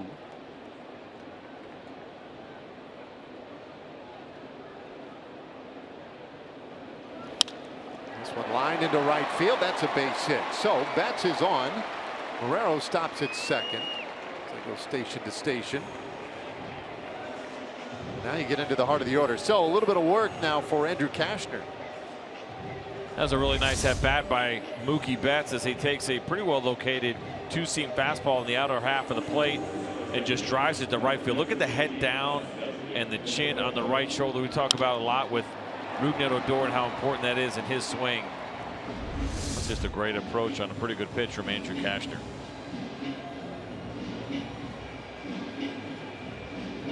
Well, we'll see once again if he can find that reservoir wherever it is that has allowed him to really stiffen up with men in scoring position this year. He's been so good in these spots. Marrero at second, Betts at first, but nobody out in this 5th inning.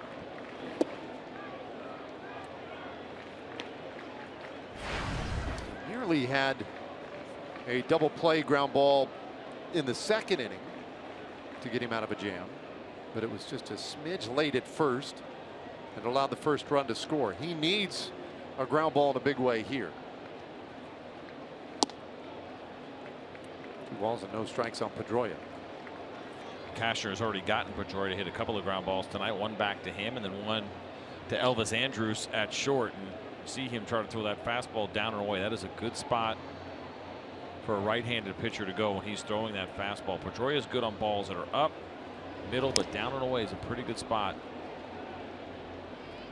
to get him when you think about where Andrew Cashner wants to throw his fastball tonight against Pedroia.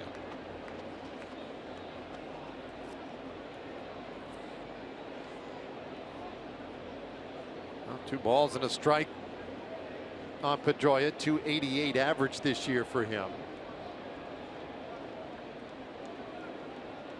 Per usual, he's been good in these spots, though. The 2-1 pitch, that is just a little bit off the plate, maybe a little low. And it makes for a very favorable count here for Pedroia. Pedroia with runners in scoring position this year. .343 average.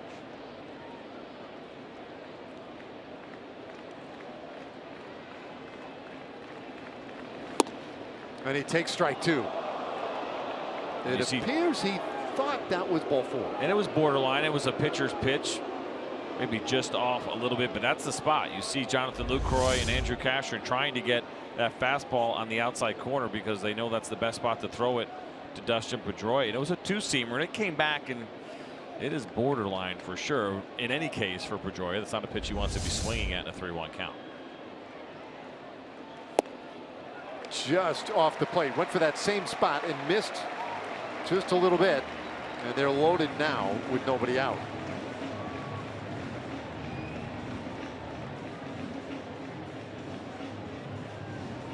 That's why I said I don't really worry too much about this Boston Red Sox offense, and a lot of people in this area and around the country, when they talk about this team, talk about that lack of power. Well, look at this inning. A couple of really good base hits and a walk. That's what they're doing. They're hitting for average. The on-base percentages have been good.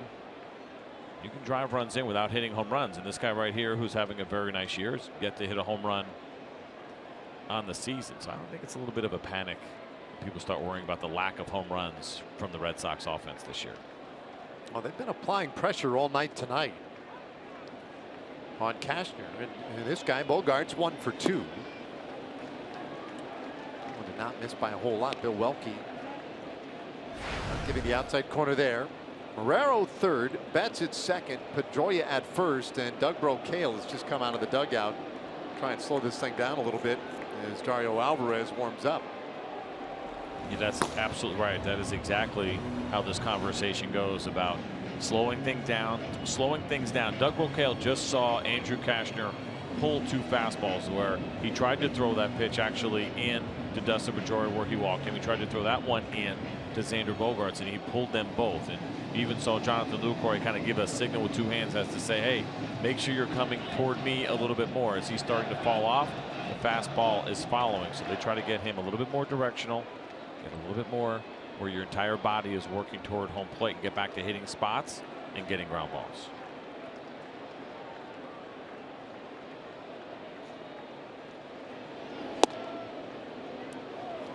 One and one the count. That's a nice pitch right there, but nothing you can do with that, even in a fastball count for Xander Bogaerts. I'm sure Jonathan Lucroy wouldn't mind Cashner doing that a couple of more times.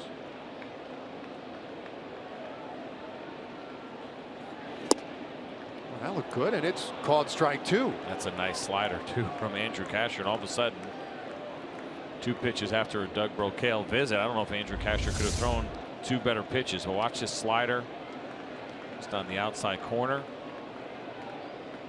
perfectly located. Now a ball and 2 strikes on Bogaerts. Oh, and where did that miss? That was maybe the best pitch he's thrown this inning. It wasn't exactly where he wanted it, but you're absolutely right. It ended up being well located and down. They were trying to go in, and you see this ball come across a little bit, but I'll tell you this. If Jonathan Lucroy is set up on the other side of the plate and he hits the glove, that's a strike every single time. I think the home plate umpire just got fooled by the fact that Cashner missed his spot. Boy, that is a killer.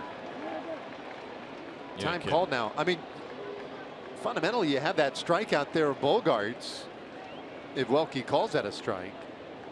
And then all you need is that ground ball to get out of the inning, nothing hurt. Benintendi waiting on deck. So now a big 2-2. Bogaerts stays alive.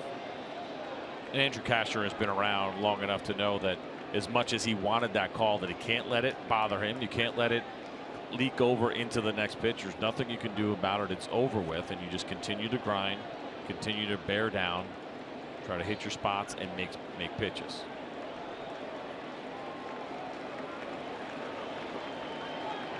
Sets again, and this one through into left field. That's a base hit. Gets Marrero to the plate. Here comes Betts. The throw will go to third. It's a 2-run single for Bogaerts. Well, now it leads stings 4-2. a little bit more, and let's take a look at this pitch sequence. And it was a big at bat for Andrew Cashner against Xander Bogaerts, and you're going to see a first pitch 2-seam fastball that was yanked for a ball. Doug Brocail came out, and all of a sudden fastball on the corner, slider on the corner, fastball that should have been strike 3 wasn't called. Another 2-seam fastball that was fouled off, and then finally one that sat a little bit more in the middle of the plate and up. Xander Bogaerts gets himself a base hit and 2 RBIs. And you know, it doesn't bother you. It bothers you at the time, but like I said, you work through it and you try to get over it. But when that happens, and it starts to sting a little bit more that pitch that should have been called strike 3 was missed.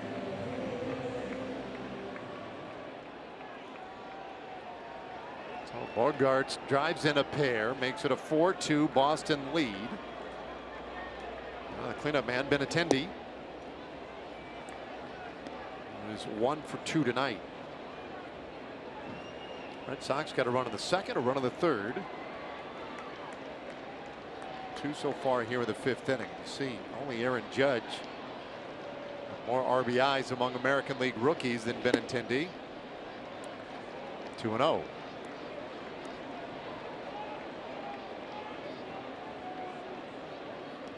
This guy was, you know, according to some publications, the top prospect in baseball coming in to the season.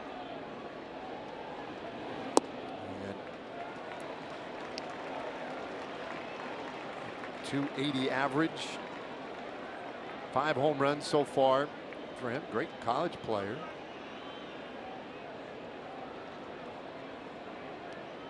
A very quick ascension to the big leagues. A 3-0 pitch, and that one misses ball 4. They are loaded up.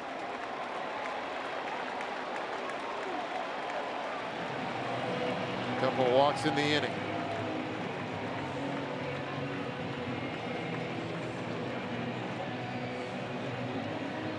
We'll see what Jeff Bannister decides to do here. I mentioned it earlier, the great numbers for Andrew Cashner against Hanley Ramirez throughout the course of his career. And that's who he gets now, but there's been some struggles, a couple of base hits this inning and a couple of walks as well, and nobody out. This is a tough at bat against Hanley Ramirez.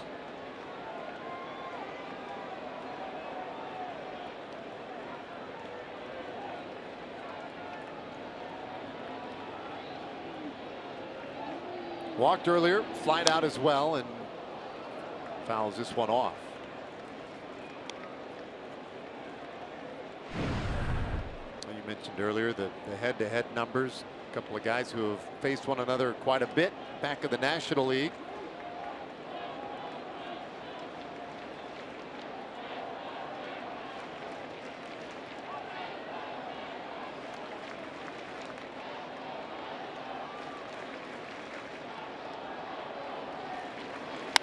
One ripped down to third. Gallo has it. He'll come to the plate. They'll get the one out there. So they get the force out of Pedroia. And that's a real nice play. Maybe immediately think about going for 2, but stop the run first and keep it a 2-run game. Good throw here by Joey Gallo. As you see, this ground ball just kind of pretty much comes right at him, a little bit to his left, turns his body and doesn't try to force it, doesn't try to make it happen too quickly. You see Jonathan Lucroy looking down at home plate. Sometimes you get a catcher that gets a little bit over aggressive and tries to turn that double play, but he knew how important it was that they get at least 1 at home, and they took just a 1 out.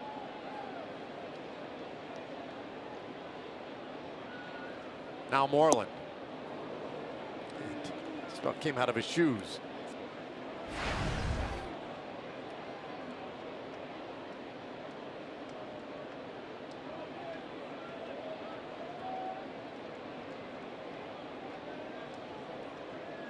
Moreland has thrived with runners in scoring position this year. Comes up empty again. He got really big on those last 2 swings here against Andrew Cashner. First it was spinning off of a changeup and then chasing now a high fastball. We'll see if Mitch Moreland stays with that aggressive approach now that he's gotten down to 2 strikes. But see that front foot coming out a little bit and that swing getting really big.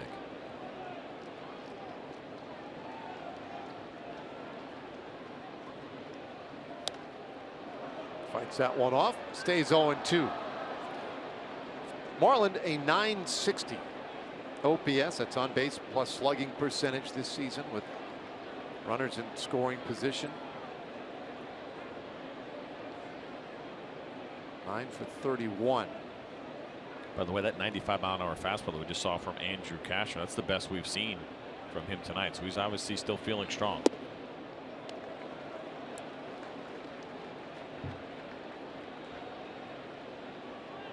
Now nearing 90 pitches for the night. As you point out, digging deep for a little bit extra. Trails by 2. He's got Bogarts at third, Benintendi at second, and Ramirez at first base. Shift on the infield for Mitch Moreland. Time call.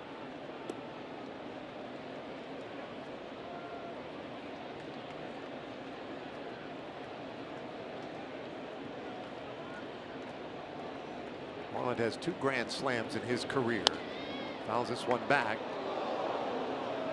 Stays 1-2.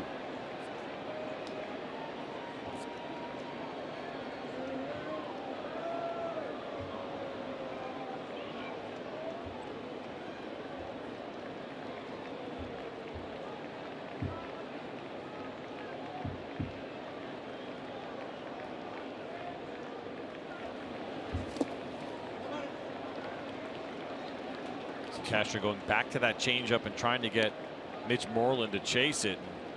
probably a little bit too far down there. No, Jonathan Lucroy, without a doubt, this is about strategy and where he is most comfortable throwing this pitch. 2-2 count, bases loaded. The approach is finish this at bat right now, or you don't want to put yourself in a 3-2 count. So they want to make sure they're both on the same page in regard to where Andrew Cashner is most comfortable. Because again, it's one thing to have the scouting report, it's another thing to go to your comfort level. You don't want to get to a full count with the bases loaded. So Lucroy just double checking with Cashner on what he likes here and where he likes it.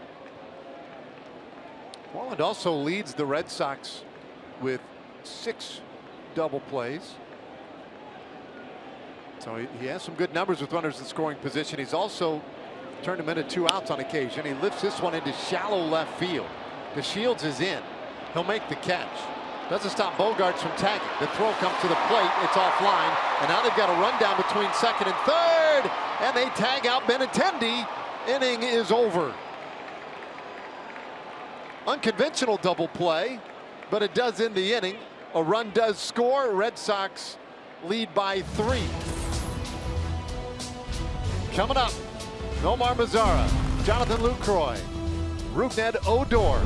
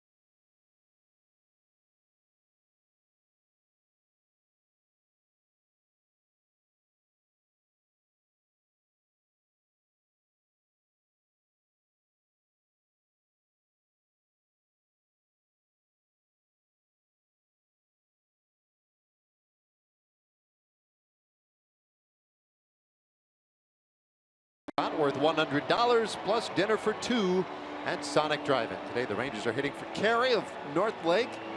The Texas Ranger hits a home run this inning. She wins $100. If a Ranger hits a grand slam this inning, she wins $25,000. It's Carey. I'm going to take a stab. What do you think? Kerrane? Ooh, good one. K-I-R-R-A-N-E. Kerrane's a good guess, but just in case, I'll say Karani. We're hedging. That's the way to, it's the way to go through life, buddy.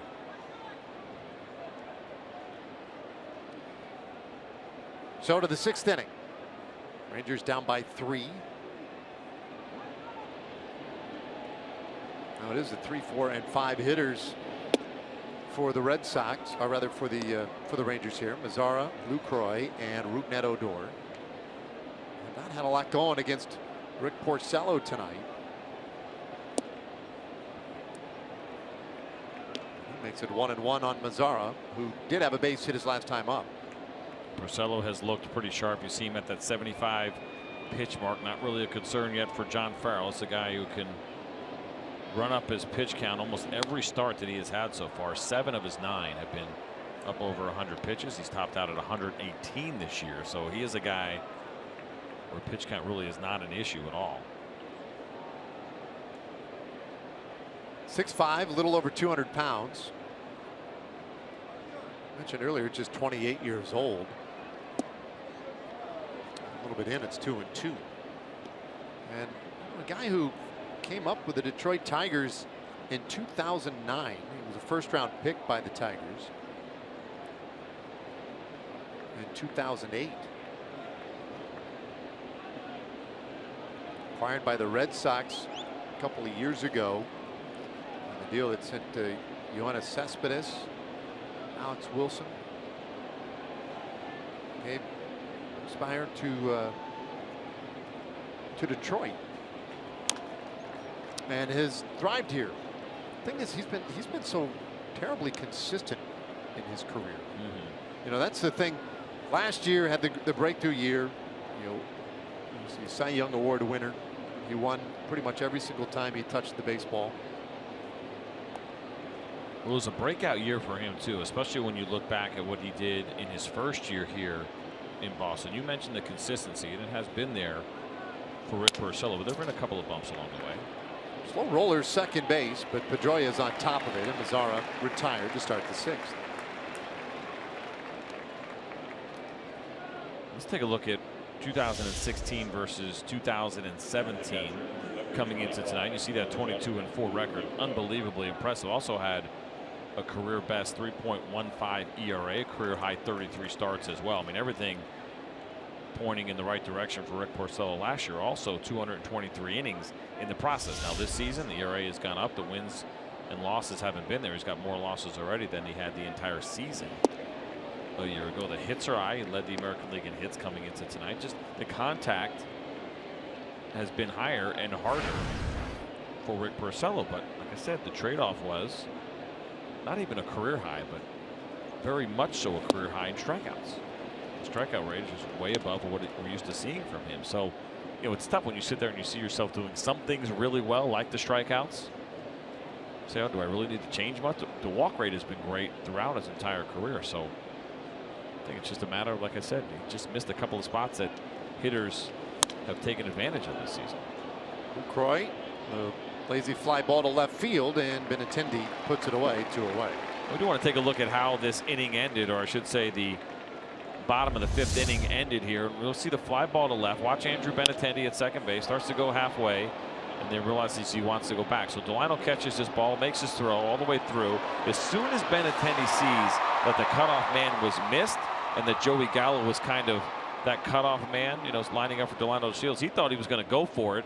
And then Jonathan Lucroy caught him. You see the tag there. Nice job by Joey Gallo. But Jonathan Lucroy caught him getting too far off the bat because Joey Gallo did a great job of getting back. Sometimes guys take that cutoff throw and just stand there. Well, no. Joey made the throw or stood there in the right spot and then hustled back to third base. And that's what threw Andrew Benintendi off. He thought he was going to catch Joey Gallo sleeping. He did not. Lucroy makes a great throw and he's out.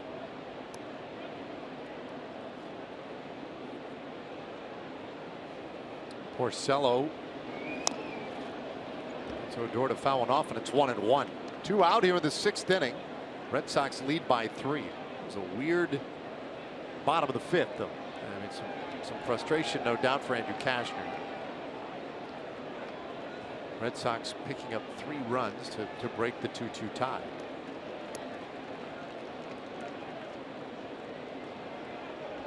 Cashner had the 6th pitch inning of the 4th.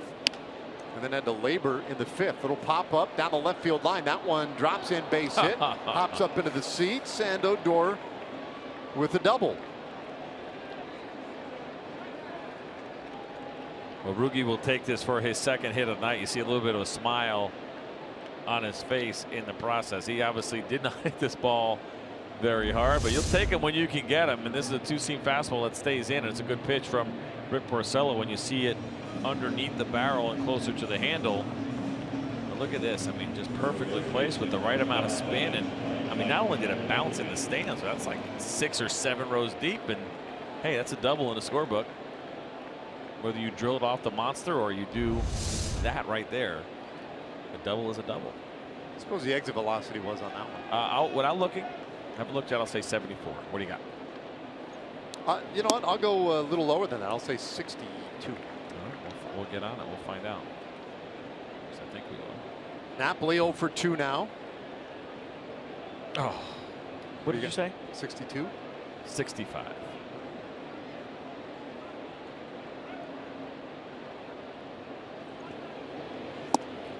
And 1 the count to Napoli. Really good with random numbers. Really useless stuff. I'm great at guessing. See me play darts with a blindfold. I mean, it's something.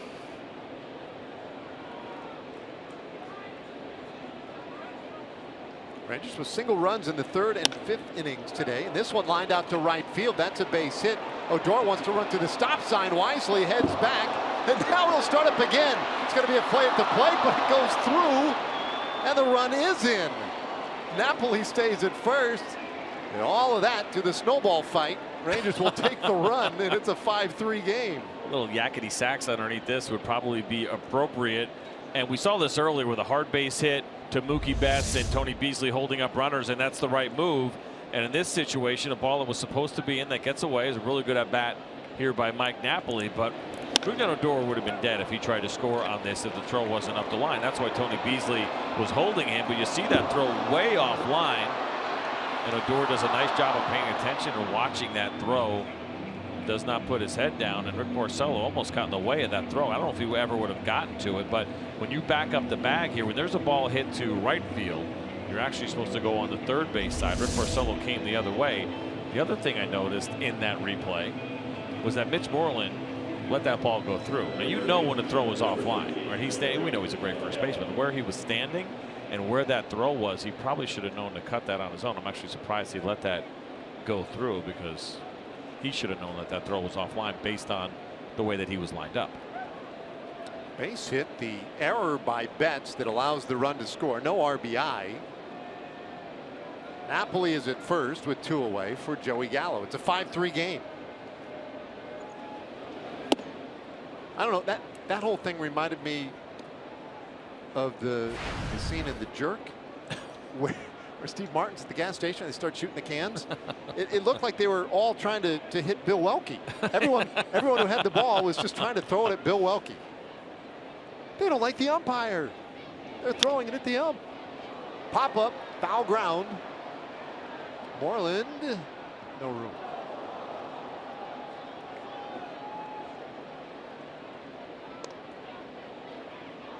So Gallo had the double earlier, struck out.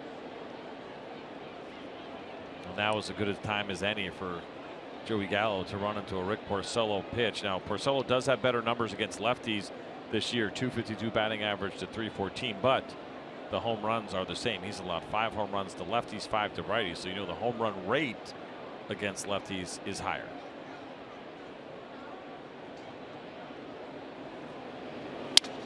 This ball off the handle. Popped up to everyone on the right side. Squeezed by Pedroia. The inning is over. Rangers pick up a 2-out run, though. We go to the bottom of the 6th, down by 2.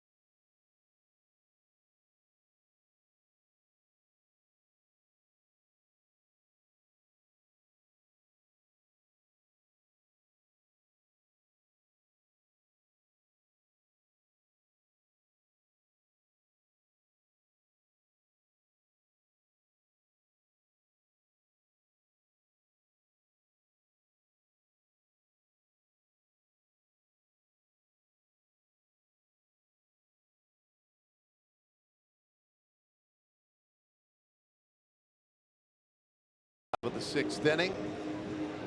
Rangers building a picket fence, down by 2 here, 5-3 the score. Xander Bogaerts really critical at bat in the 5th inning. He's 2 for 3. Yeah, the 2-run single in the 5th inning. That came after what appeared to be strike 3. It just was not called.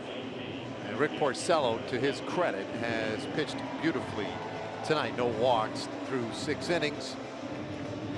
And has given his team every opportunity. They will bat bottom of the order in the 6th inning, and Dario Alvarez has come out of the bullpen for the Rangers. And Dario, you see the numbers there, has done a very nice job. Hasn't gotten the frequency of use, but when he has been there, he has been very good for the Rangers.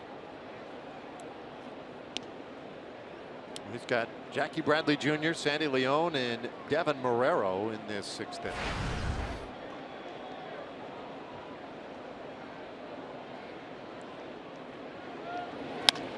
This one smashed down to 3rd. Gallo with all kinds of time and retires Bradley 1 away. Struggles continue for Jackie Bradley Jr. Nice play by Joey Gallo, who was perfectly positioned. Field that ground ball. Well, hey, Sunday on Fox, the Monster Energy Cup Series heats up under the lights in Charlotte for the longest race of the season. It's the Coca-Cola 600 at 4:30 Central on Fox.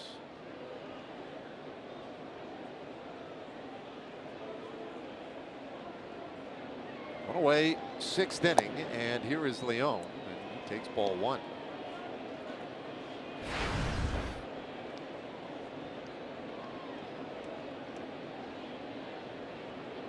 Leon batting 8th tonight. Very competent hitting catcher. Switch hitter. Put up some great numbers last year. He's at 250 coming in to tonight for this year. He's in a hole 1 and 2. It's a slider from Dario Alvarez, and he's just a 2-pitch pitcher. It's fastball, slider, and kind of backwards on the usage. Slider he throws 65% of the time, and then his fastball the rest of the way at 35. It is heavy slider usage from Alvarez. And a swing and a miss, so a strikeout. 2 away in the 6th inning. Well, he picks the right time to use the fastball after back-to-back sliders. Comes in. The 2-seamer actually had a little bit of movement, a little bit of depth to it. Very nice at bat. Very well done there by Dario. So 2 quick outs. And now Marrero, who had a hit to open that 3-run 5th inning.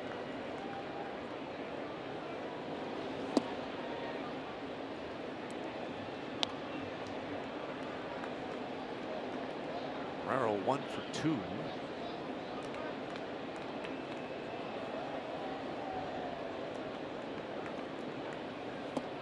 Had just 5 hits coming into play tonight.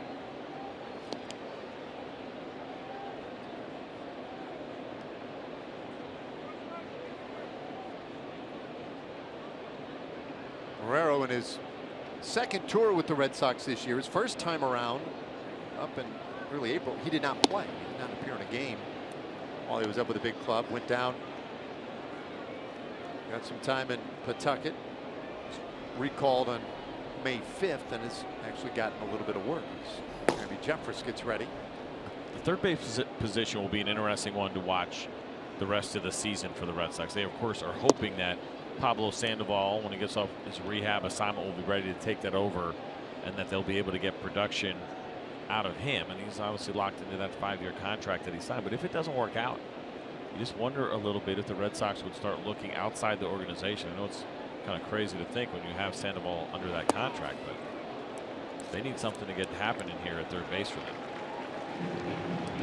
Marrero draws the walk, so he is on. You saw Jeffress warming up. Here comes the skipper, and he makes the signal. So Alvarez is done. Top of the order coming up, and here comes Jeremy Jeffress.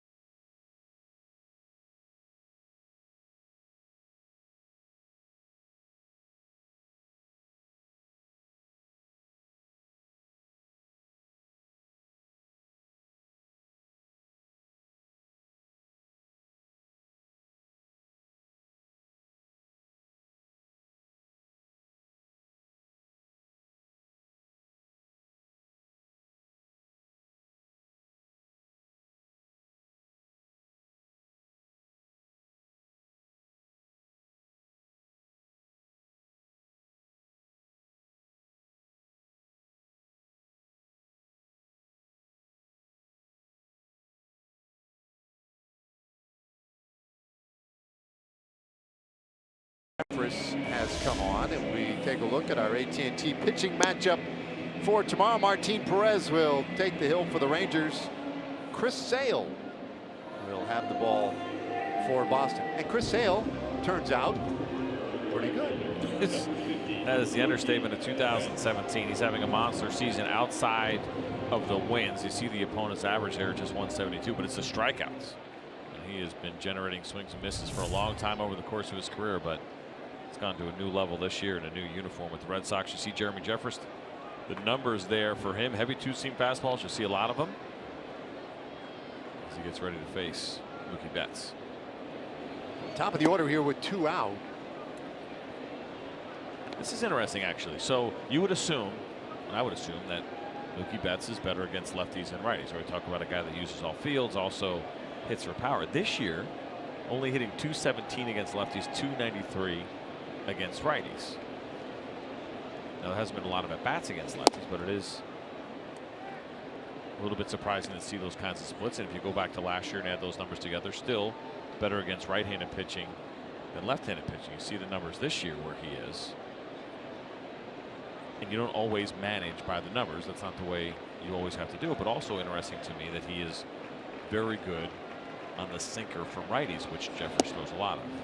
Now, if he hits the spots and gets it on the inside corner, I wouldn't worry about it as much. But if you just went on raw numbers and you don't manage that way all the time, you got to manage on instinct.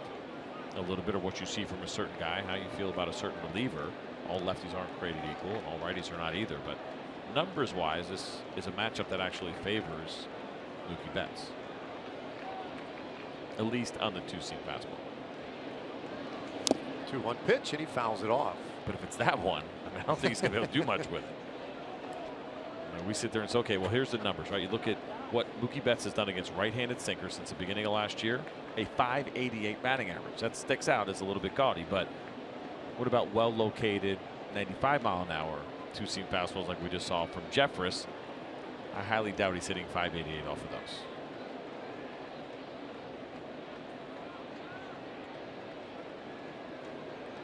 He waits on a 2-2. Fouls it back. Now check this out. This is Mookie Betts versus this is just all fastballs combined and kind of locations and where you go. And you see how strong he is in against righties. Very surprising. Obviously down and away is the spot that you would like to go, but even that 302 at top and 310 up and away and down and away there, or excuse me, up and away and up and in, they're not exactly created equal. No home runs on those fastballs up and away. 6 home runs on the fastballs up and in. Well, that's a good pitch. Oh yeah, that's right on the edge. Doesn't get the call. But that's that spot, right? Lowest batting average against .233. We saw it against right-handed fastballs. That's what both Jonathan Lucroy and Jeremy Jeffress were going for, based on exactly that information. Marrero at first. He's the responsibility of Dario Alvarez. And he's going. 3-2 pitch is off the plate. Betts is on via the walk.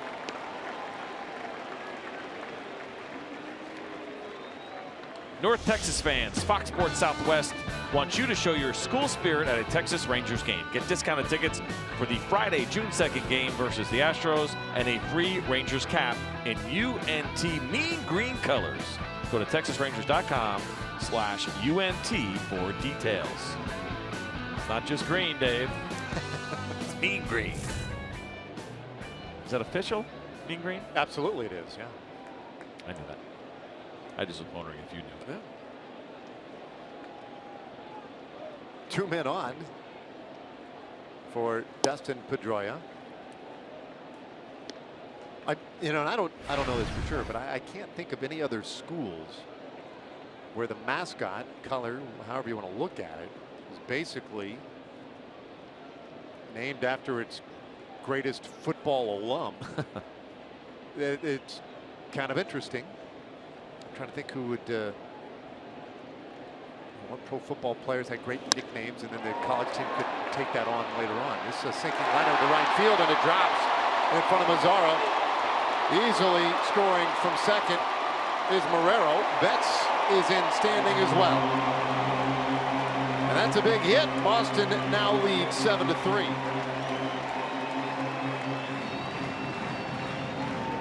With 2 outs, everybody able to blast it, and Betts scores from first standing. Two-seam fastball, really well located, actually down and in. You credit Dustin Pedroia for staying inside that ball and hitting it just hard enough to fall in front of Nomar Mazara, who got caught in between on whether or not he wanted to dive for this ball or let it fall in front. Kind of gave a half dive there. It was a tough play as that ball was sinking as it got to him. Because of the way that the ball kicked off, it looked like his wrist. Both runs were able to score. Well, a lot of 2-out action in this game.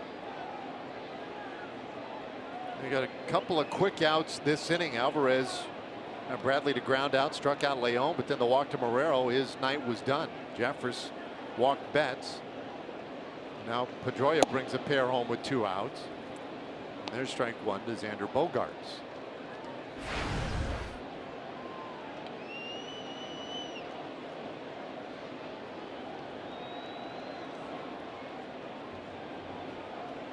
Bogaerts with a couple of hits. He's scored 2. He's driven in 2.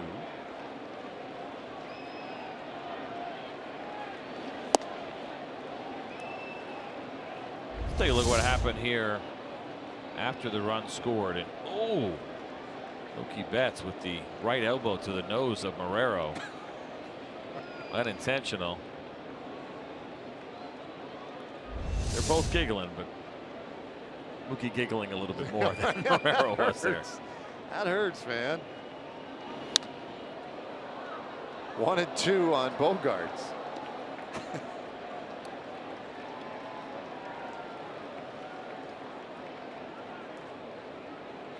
Pedroia out there at second base. Red Sox 2 for 6 with runners in scoring position tonight.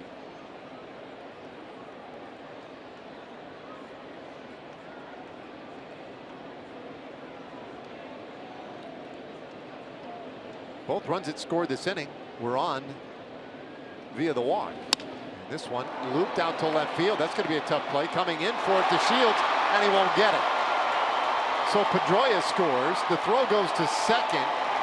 And Bogaerts is in there safely. 2-out RBI double for Bogaerts. A third hit for Xander Bogaerts tonight, and for Delino DeShields, it makes perfect sense to go for this with 2 outs. You're not just going to let this ball fall in front of you, and it was a well-struck ball that he just missed. Pedroia with 2 outs scores easily, but watch Delino here, kind of full extension, and just out of his reach.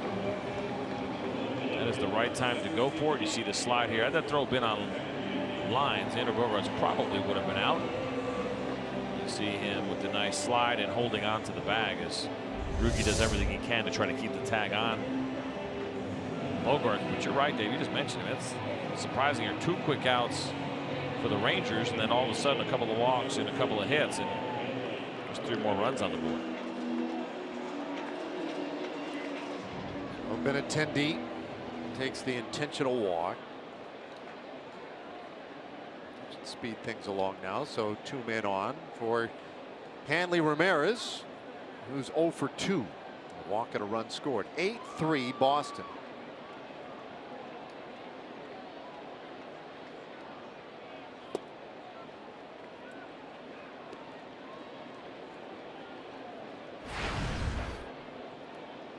Three runs in the 5th inning, 3 so far here in the 6th. And here comes Doug Brocail. And not counting that intentional walk that we just saw right there, but if it's 6 walks for the Rangers tonight, an area where they have made some vast improvements recently. We've talked about this a lot here, but 3 of those 6 have scored. Also extended innings, which has been a little bit of an issue tonight. Those walks will almost always get you in trouble, especially when you have a pretty decent contact team and a base hit team like you do here in Boston with the Red Sox.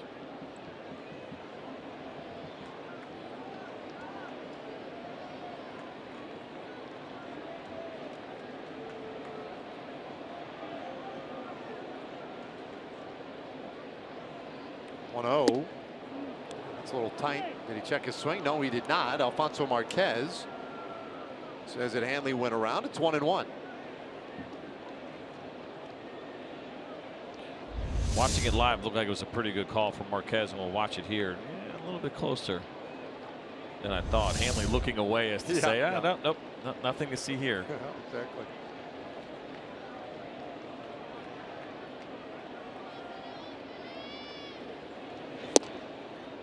Good pitch, 1-2.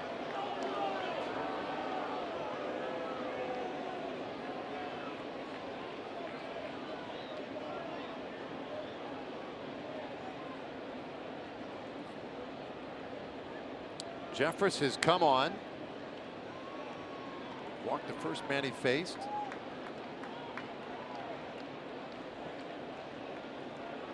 And allow the next 3 to reach as well. That one just missed.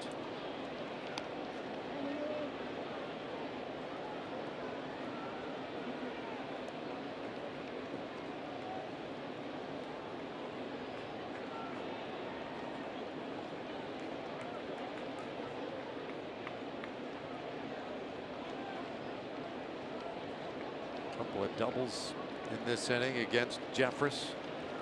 The 2-2 pitch. It's a full count. You see good velocity tonight from Jeremy Jeffress, but we've seen him pull that 2-seam fastball across a little bit, and the ball ends up kind of dying, not getting it exactly where he wants it. We saw a couple of those from Andrew Cashner when he started to run into a little bit of trouble. And now Jeffress finds him in a tough spot here with a full count.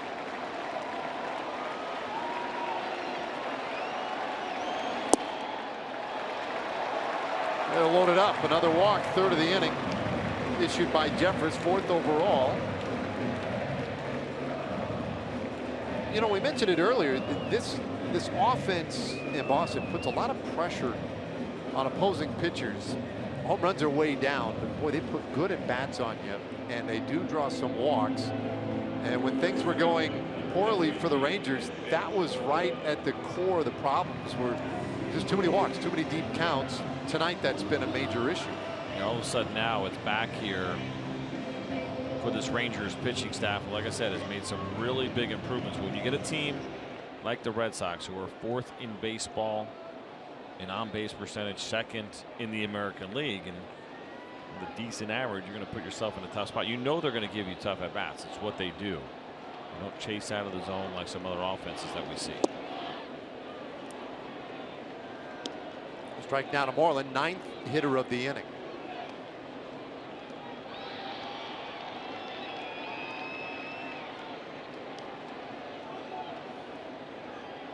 Bogart's 3rd. Benintendi is at 2nd. Ramirez is at 1st. I feel like we've been in this spot before. Back last inning when Moreland hit a sac fly to left and it in a double play. This wild pitch gets away and another run is in. Bogart scores easily. It's 9-3 Boston.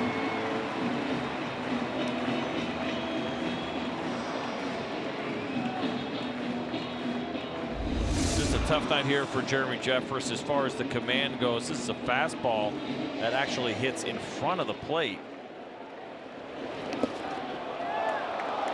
Just pulling it straight down, and not a lot Jonathan Lucroy can do on that. Not an easy pitch to block by any means.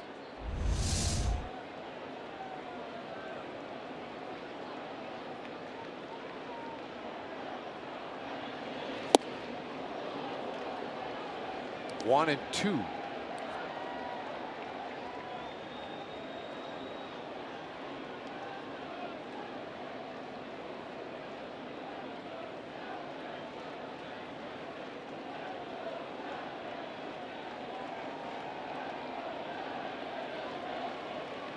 Seven runs in the last 2 innings alone.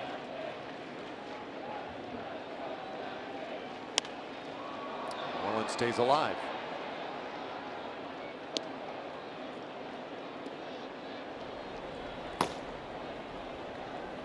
See Austin Bibbins-Dirks now warming up in the Ranger bullpen. Did an excellent job in his last outing and really saving the bullpen, and he may be called upon again tonight with the score getting a little bit out of hand.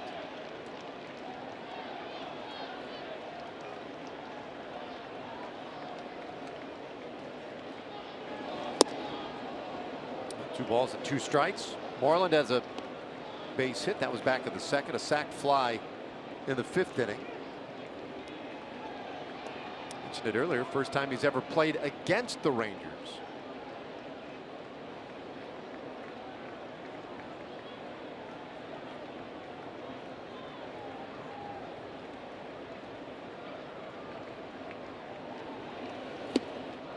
And he strikes out swinging. That will end this 6th inning. A 9-batter inning, though. Red Sox plate 4 more and take a 6-run lead.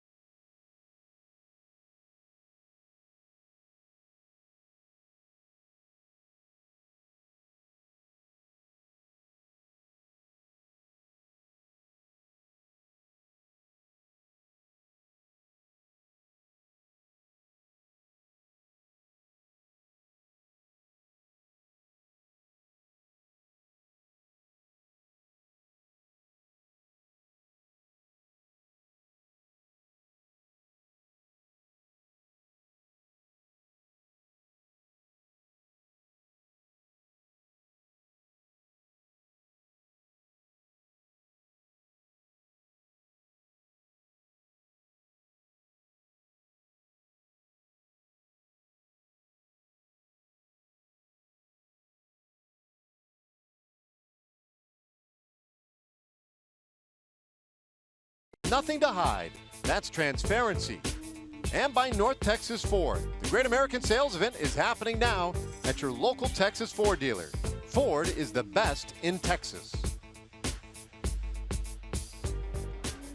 All right, so an uphill climb left for the Rangers tonight. Trailing by 6 as we go to the 7th inning. Jared Hoying will start things off. Rick Porcello has pitched well tonight. Maybe not his best start even, but has pitched well enough. He works with a big lead now. He's got the 8-9 and then leadoff hitters for the Rangers in this 7th inning.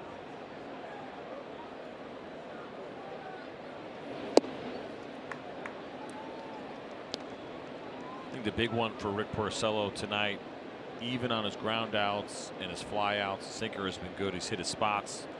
No walk so far through 6 innings, so a lot of good things happening for him, especially pitching well here at home, which has been the big surprise. And,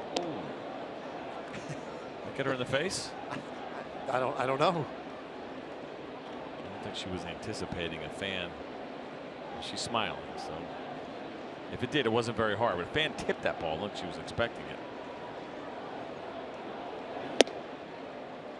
2 balls and 2 strikes to Hoying. Let's take a look. See, the fan hit the tarp, and then the fan nicked it off the pinky, and maybe. Yeah, I think it got a little cheek. That's why you wear rim, little cheek. That's why you wear the helmet. This one off the handles, blooped out toward left. It drops in. That's a base hit.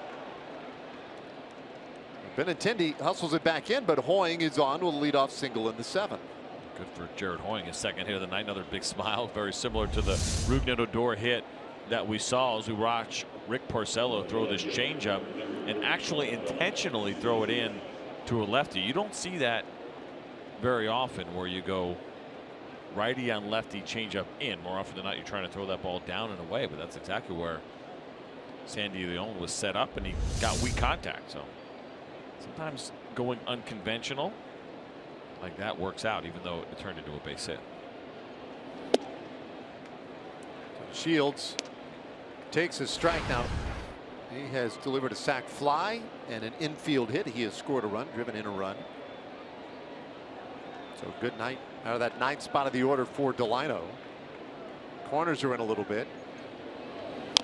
But he's swinging, and the count 0-2.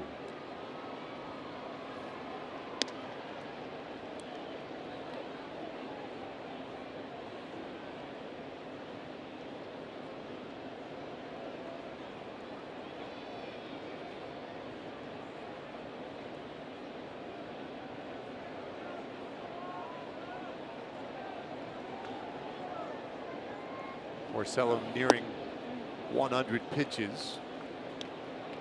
In fact, this next pitch will be number 100 for him. It's 1-2 on DeShields. But as you mentioned earlier, I mean, he's a guy they allow to go a little bit deeper. He's thrown up as much as 118 pitches in an outing this year. Really durable young arm, still just 28 years old. And that one got a piece of DeShields. Just grazed his hand, and he will go to first. Lino did not look like he loved that pitch before that was inside, and then you see this one here comes in even further, a two-seam fastball that just kind of grazes, look like the top of his hand or his forearm. Still one before two, looked like it was pretty close, and that one actually cut back. But that was a slider, but I couldn't tell what he was. I saw him looking at his hand. Yeah, strange. So now little conversation out of the mound. A couple of men on to start this 7th inning.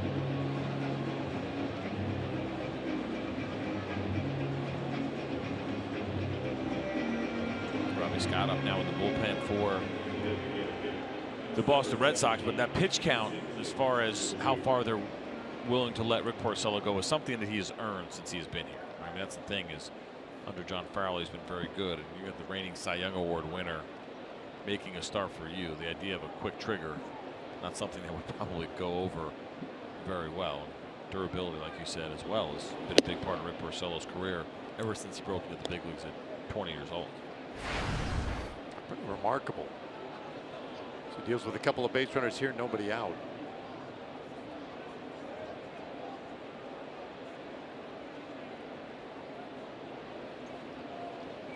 Drew fouls it off. There's so many notes about any player these days. You try to distinguish what makes them great, what sets them apart, and it's not hard when you have a guy who won a Cy Young last year, went 22-4. I mean, there are plenty of great superlatives about Rick Porcello and what he's accomplished. This one lined out to left field. That's a base hit. Hoying into third. They'll wave him home. DeShields will be stopped at third. RBI single by Chu. And it's a 9-4 game.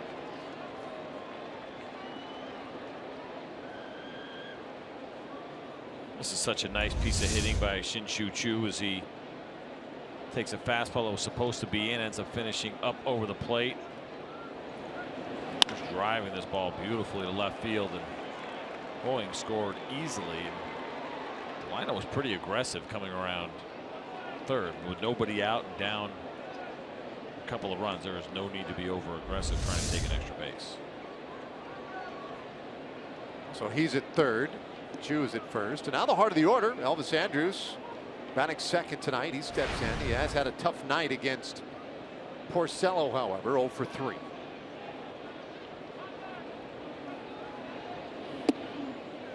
Takes that one tight. So how about this note though on Rick Porcello? Now, the only major league pitcher since 1900, so it's already a pretty good start. This has a lot to do about his age though.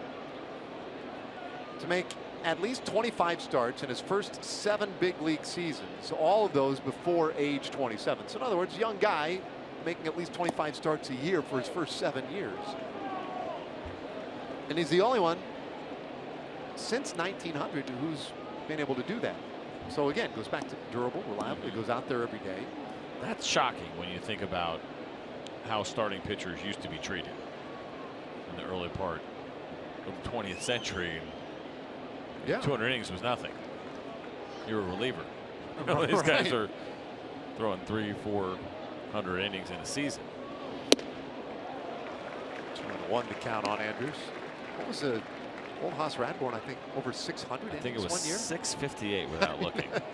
It's so fun to go back and look at some of that stuff because it's so ridiculous and you can't even compare it to anything that would happen. But he threw 678 innings in 1884. Bouncer up the middle. Pedroia feeds second one. The relay in time for a double play.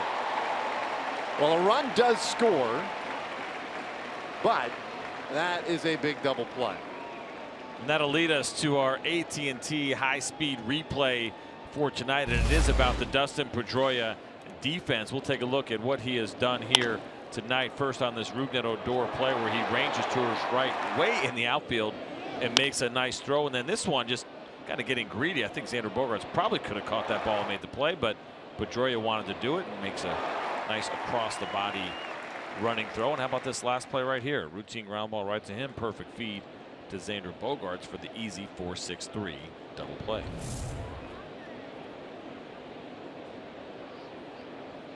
Well, that double play, a big one.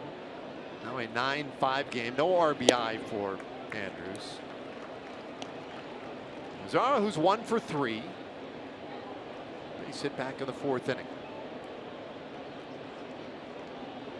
That year, by the way, the 678 innings, Old Haas made 75 starts. And I take that back. He pitched in 75 games. He made 73 starts. So they must have used him in between starts for a couple of relief appearances. And of those 73 starts, he completed 73. So 73 complete games, 59 wins, 1.38 ERA. Now, for those of you that are on social media, you'll know that Old Haas is on Twitter. Yeah, no, he's very good at Twitter, too. You know, even though he passed away in 1897, he still found his way to Twitter. I like to give him a hard time because during that process, as you see Tony Barnett warming up now in the Ranger pen, it was a great year, no doubt about it. All-time lead in wins and everything else, but he struck out less than 6 per 9. Mazara hits one hard down the right field line. That one drops in. Base hit for Nomar, his second of the night. And so the inning will continue. And by the way, Mazara, that's an 11-game hitting streak with his 2 hits tonight. So continuing to swing it well, and that's going to be it for Porcello. No complete game. He's going to fall short of 678 innings this year probably as well. So to the bullpen we go. Rangers trailing by 4.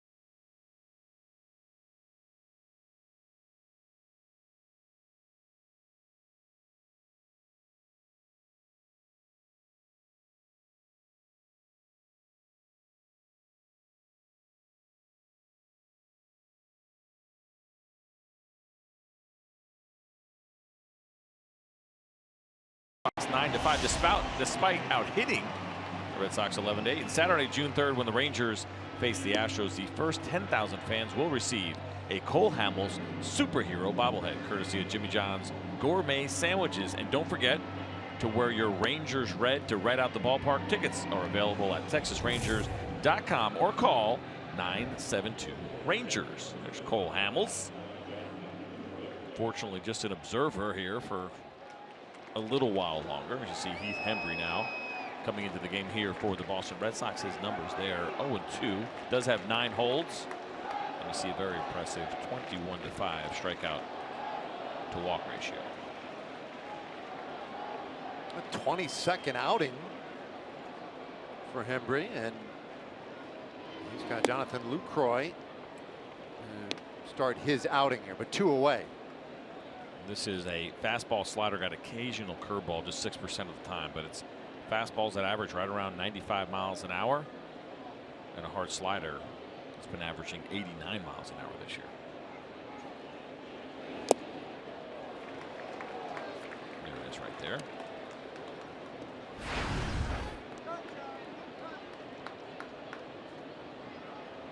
Lucroy hitless so far tonight. He has a 9-game hitting streak on the line, so Mazara has extended his now a career best 11-game streak. He's at first. This ball hit out towards center field and hit well. Bradley going back. He'll look up, and that one is off the monster. Mazara into third. They're going to wave him. He wasn't moving real quickly. Here comes the throw. Got him at the plate. Well, Mazara says I'm safe. Jeff Bannister is going to ask him to look in the clubhouse, and he may challenge this. I'm not sure Mazara was anticipating being waved. We'll see the slide here first and watch the left hand and see if he gets it in there. And that looks really close. He may have gotten a fingertip in there as the tag from the Owen was high on his arm. It's tough to see contact there, but I'll tell you what, when Nomar first asked to have that looked at, I thought, he's probably just frustrated because he was out, but he actually has a very good argument here. That tag was high. I'll tell you what, I think that looks like the hand is in. That first view we had was really clear on the super slow-mo. Let's watch it right here. Yeah, I mean, well, he's in the way there a little bit, but it certainly does appear that the left hand got in there.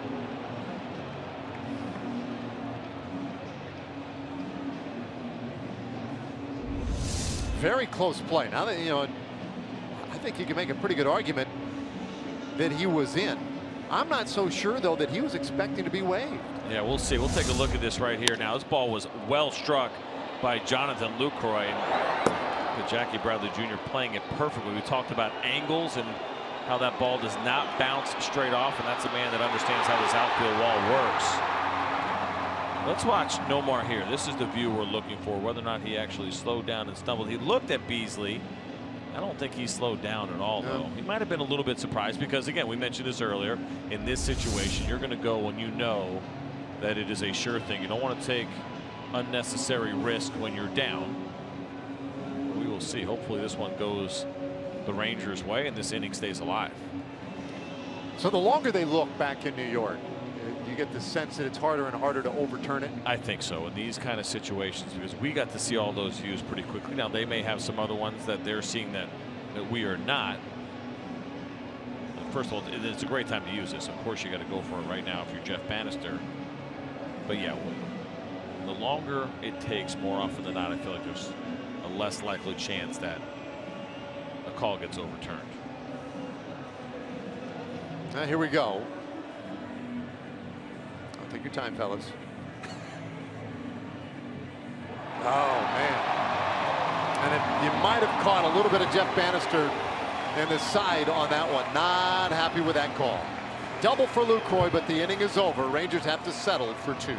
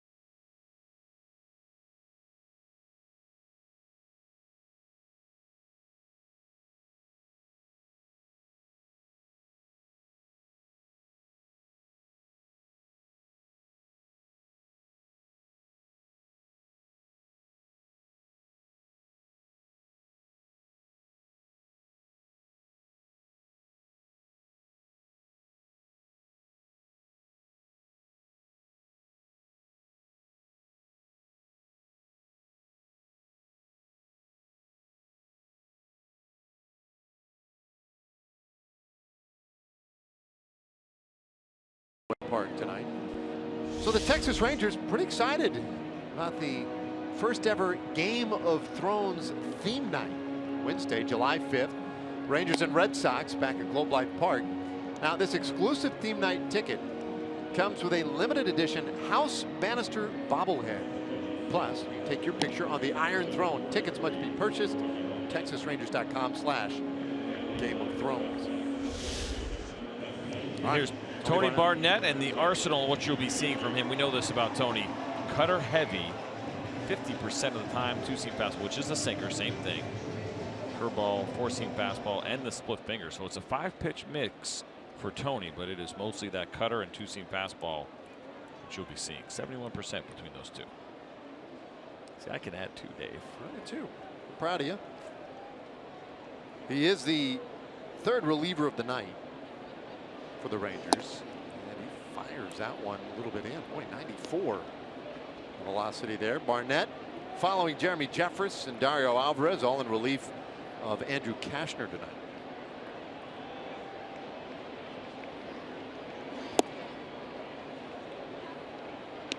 At the bottom third of the order, Bradley, then Leon, and then Marrero.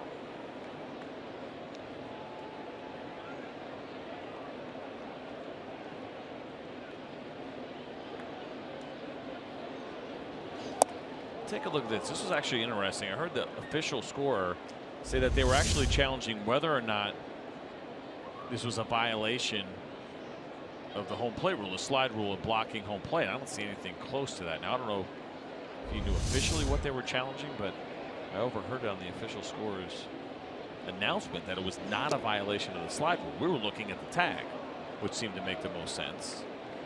We'll find out. We get those emails that give us the details of. Yeah, they're not real timely, right? No, they're we'll not, get it we get those this inning. Yeah, we're Major League Baseball and run through all of the details of what happened for an instant replay. But I found that unusual as I stepped outside. That's what I heard the official scorekeeper saying, that it was not a violation of the slide rule, where I thought it was more whether or not he actually tagged him.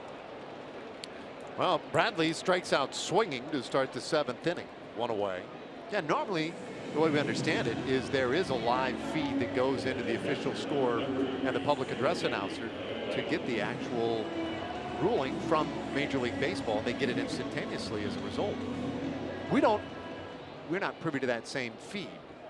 So we were the whole time reviewing something apparently that they weren't even looking at. But I mean, if I'm watching that play the way that I saw it, I'd be most interested in whether or not the actual tag was made. I feel like that would be my best chance of getting that overturned. So we'll find out soon enough. I'm always going to assume that the official scorer, being that he is the official scorer, knows exactly what was being challenged in that situation. Here's Leon 0 for 3, but he did drive in a run back in the 2nd inning. 9-5 Boston.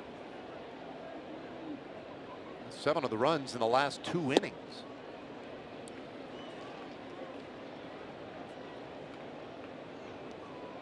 In fact, I was looking back at the 5th and 6th innings and they scored those 7 runs. They did so on 5 hits and 6 walks. So the walks really jumped up to be a big story tonight in those 2 frames. While Rick Porcello, by the way, who was done for the night, went 6 2/3 innings, allowed 5 runs on 11 hits, no walks, and in fact did not have a 3-ball count. I think when it's all said and done, the line looks worse than it was. I mean, it's 11 hits for him. It's never a good look in a line score. 5 runs, 4 of those were earned. It did seem like he was throwing, better than that. I don't know if it's because of the score and how it started to get away, but you talk about trying to get an ERA down. That's not going to get you there. But Rick Porcello, really, when you're pitching to win, and when your team spots you some runs, that's all you're trying to do is keep that lead and get deep into the game. That is really your 2 main priorities. Get deep in the game, give your chance a team to win. And 6 2/3 these days is pretty deep. 1 out here. The count of ball and 2 strikes on Sandy Leon. Switch hitting catcher. And that just missed. Speaking of pitching, in Round Rock today, Tyson Ross was on a rehab assignment. Through 5 scoreless innings, allowed a couple of hits. 1 walk through 73 pitches. It's the last update. This ball hit out toward left center, slicing away out there, and will go all the way to the wall. Hoying picks it up, and Sandy Leon, little 1-out double. Time for us to take a Chevy game break. Let's send it back again to John Radigan. The third baseman, number 17, Devin Guerrero.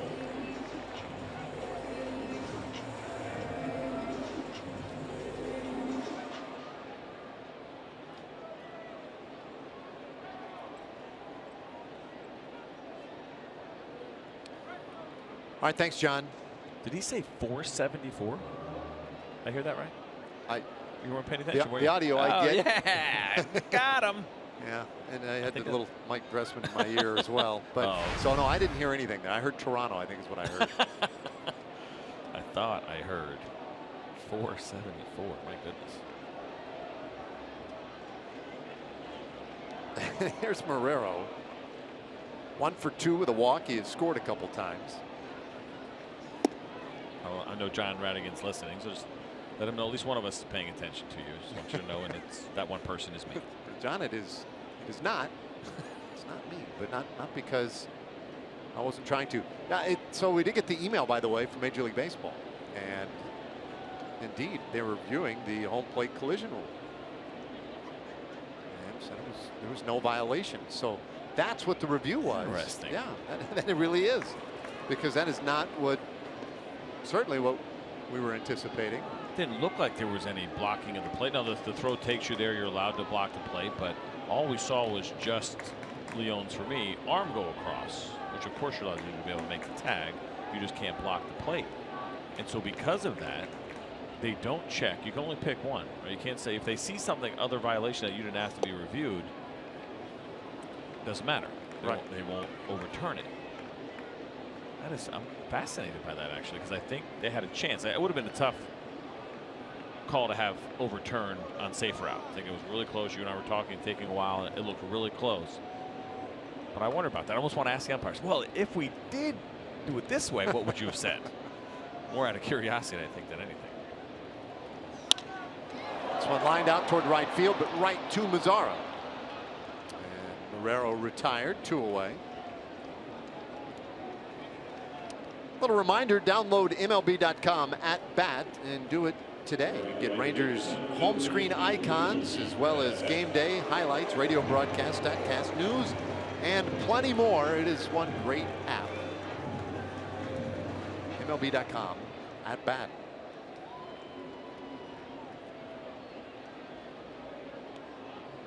All right, Mookie Betts has scored a couple of runs in that leadoff spot tonight. He's back up at the plate with a runner at second base.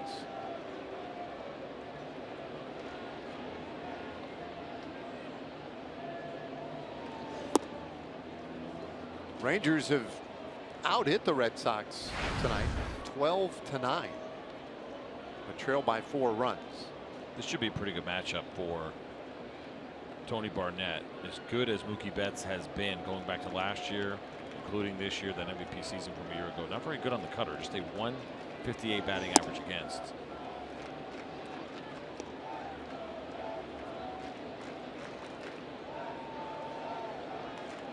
Working ahead here, 2-0.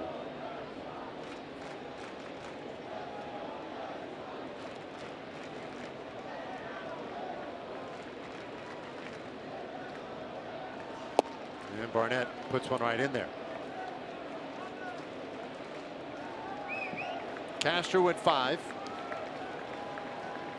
Dario Alvarez 2/3 of an inning. Jeremy Jeffress 1/3 of an inning.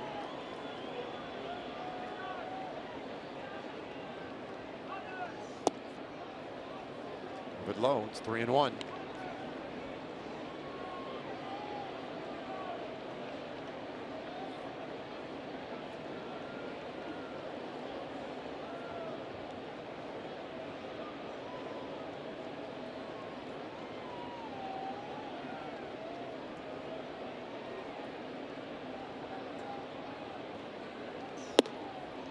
Full count.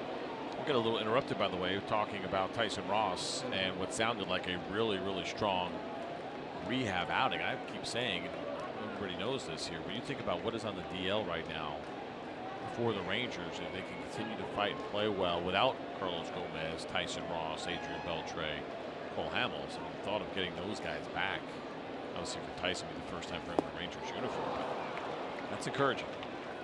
Well, strikeout of Mookie Betts completes the inning for Tony Barnett. We go to the 8th.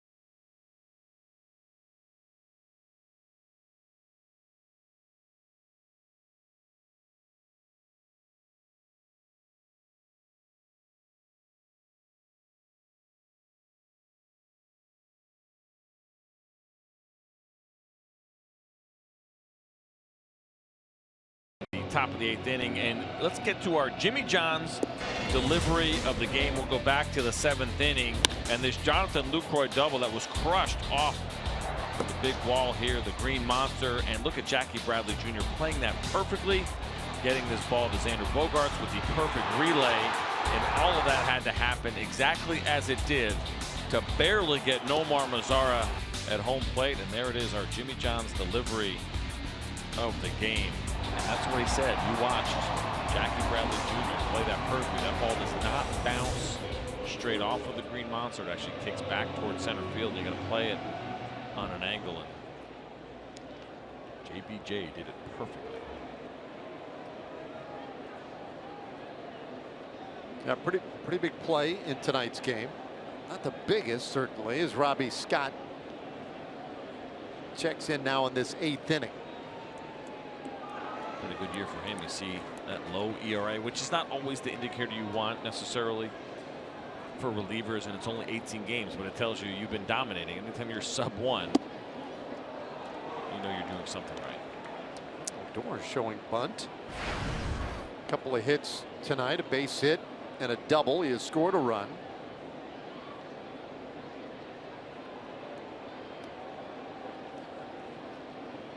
Marrero, the only infielder on the left side with Odor up there. And so Rugi thinking, apparently, everybody on the right side playing deep, that he'd be able to find some green somewhere. But now it takes a strike and is in a hole 0-2. Look at this. Third base. What in the world? I mean, you talk about shifting like crazy. So originally Marrero was at third. Now he goes to second, and Xander Bogaerts goes to short. And Odor fouls it up. It's like watching a football team line up and then put a man or two in motion. Call it different plays. An audible right there is what they were doing. But, you know, it changes obviously based on the count, what they think the pitcher's going to throw. Now, when you have a sidearm lefty like this, you do try to finish left-handed hitters by sweeping the breaking ball. I'm surprised they don't have somebody at least sitting a little bit further over on the third base side. This ball hit hard to the right side, picked cleanly, throw to first in time. And Odor erased. Mike Napoli coming to the plate, and we check in again with Leslie. Well, guys, Mike Napoli hasn't had a hit yet tonight, but he has found a nice rhythm offensively recently. I talked to him about that before the game, whether it was a timing thing. He said simply, it's just a feeling I've been searching for all year. I've become more consistent, and he said really in his at-bats lately, he's seeing a lot of pitches and just driving the ball. That's been the key for him. Well, he does have a hit tonight, and continues to swing a what looks like a much more, I don't know, confident, effective bat lately. You can see the difference in the first nearly 30 games of the year and what he's been doing the last couple of weeks. It's significant.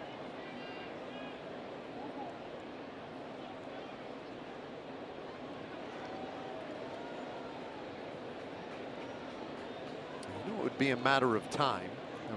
I don't know how many times Jeff Bannister was asked about Mike Napoli and his slow start.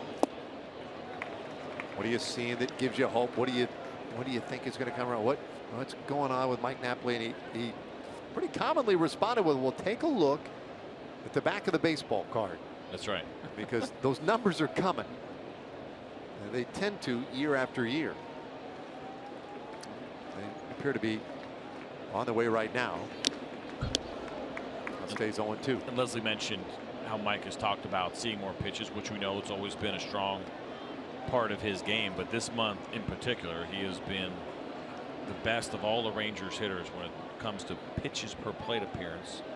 4.28 for him, leads the club in May, and that tells you he's seen the ball well. He's fouling off tough pitches. He's laying off ones that are just off the plate, especially before he gets to 2 strikes. All of those things for Mike Napoli are always a good sign to tell you he's going pretty well.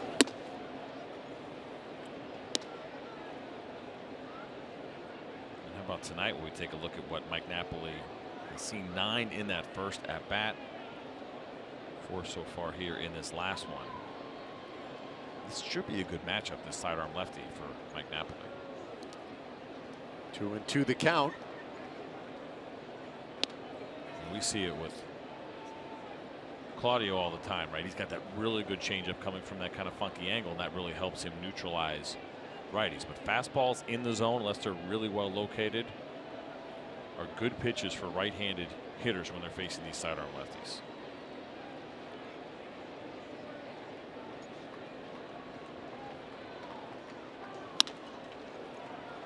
Hit hard on the ground, and Marrero fires across the diamond, 2 away. Now let me ask you this question. So on the Odor ground out, Marrero also fielded that ball, but he was standing, straight away second base. Right. I put down 4-3 because I said this is ridiculous. Well, you know what I mean? Like, it's crazy to think. Like, think about the distance. I wonder. That's the next thing. Obscure stat we need. An infielder that has recorded an assist and how far apart he was from each assist. Because think about where he was against Odor. He's a good, 110 feet from where he recorded that last one. But yet they both technically would go down as ground outs to the third baseman. Right. They'll look historically as 5-3s, and I agree. It's I don't want to call it a problem, but it is a bit of an issue for those of us who, have to recreate what happened. When you go back and say, well, earlier tonight this is what happened. Well, if I say he grounded out to third, or for that matter, even if I look at my scorebook, a week later to say, I think he's been going the other way a little bit more recently.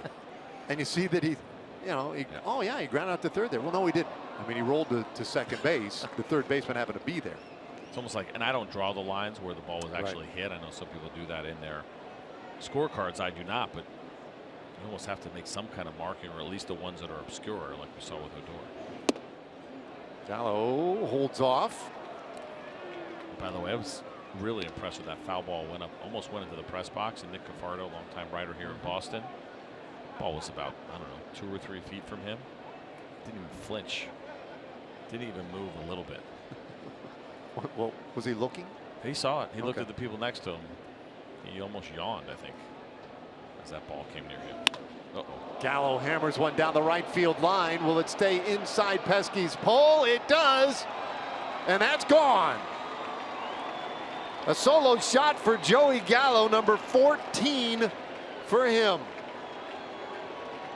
Joey Gallo has hit a lot of impressive home runs this year. This one won't be the farthest that he hit by a long shot, but it is one of the more impressive because he is facing a sidearm lefty, a guy who can be very tough on left-handed hitters, comes in with that awkward angle, very difficult for left-handed hitters to be able to hang in there. And look at this pitch right here. His sidearm, it's up and in, and Joey Gallo doesn't flinch at all. He is not fooled even the tiniest bit by the sidearm angle, and crushes one. And they always look a little strange here in Fenway as you try to follow the ball going toward that pesky pole.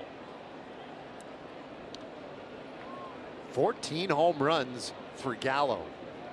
And just to add on there a little bit for Scott, batting average against lefties this year, .059. No home runs, 1 walk, 5 strikeouts. Joey Gallo is making some huge strides. And you say, oh, who cares, 9-5 game. Does that home run mean anything? Individually, that at bat right there tells you a lot about the improvement that he's made and the work that he has put in. Well, makes it a 3-run game, and Hoying has a couple of hits tonight. It's this one foul. It's 1-2. Tough plays down there for the ball girl tonight. It's tricky business. We talked about the angles in the outfield and the walls here at Fenway. That goes for everybody, not just the players that are inside the lines, but for those that are participating in foul territory as well. Well, she stayed with it.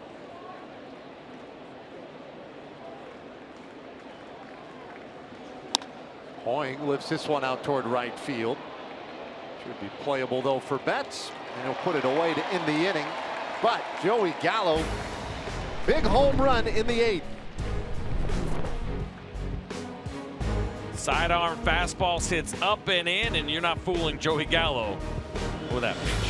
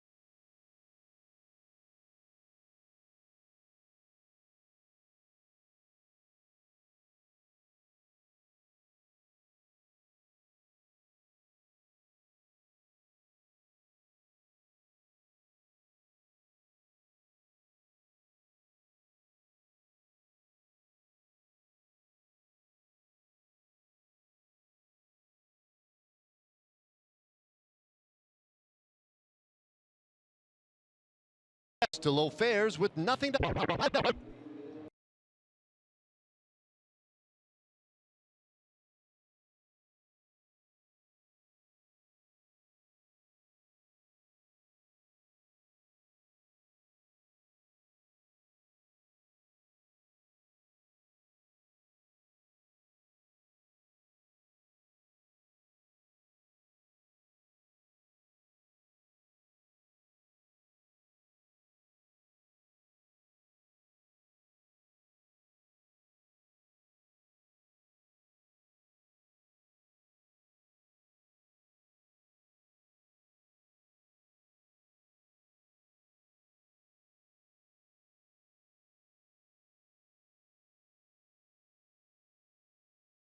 game.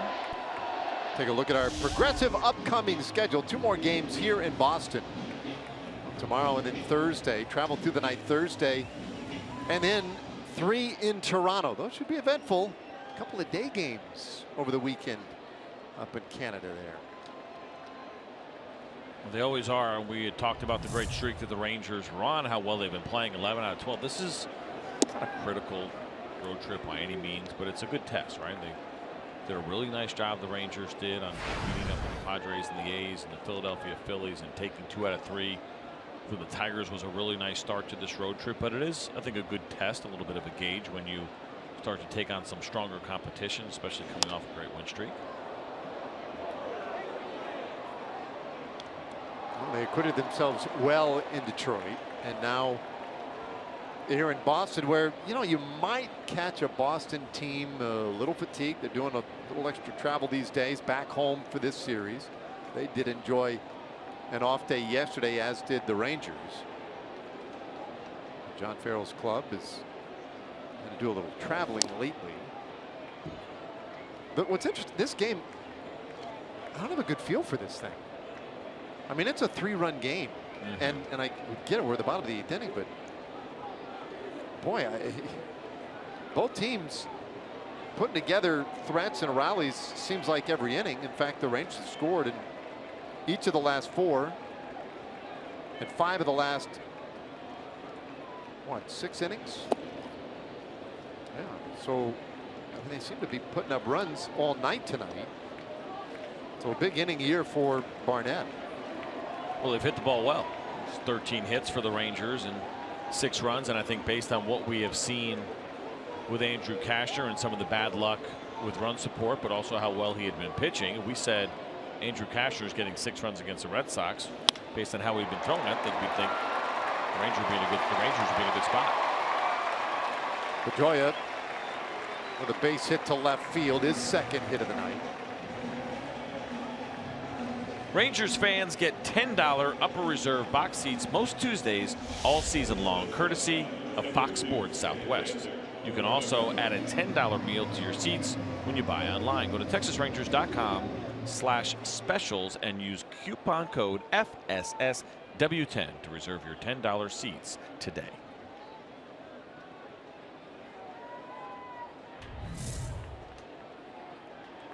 So man on for Xander Bogaerts. Bogaerts already with a 3-hit night, and he takes a strike. Alex Claudio has been getting ready out there. Appears to be set.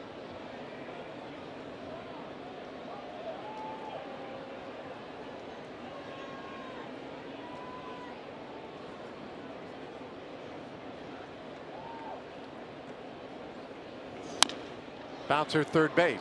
Nice snag by Gallo to second, one. The relay to first. Not in time, and Napoli couldn't hold it. Might have been a slight bobble over at third base before Gallo got that one off to Odor.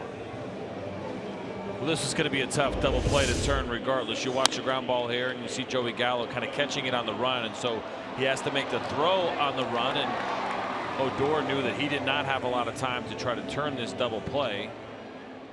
So he kind of makes that throw on the run as well. And again, if that ball's in the air, this is probably a double play. But Mike Napoli has been served a couple of tough hops today, and he's been unable to come up with. But I'll tell you what, Joey Gallo's couple of throws today on the run have been very impressive. The accuracy.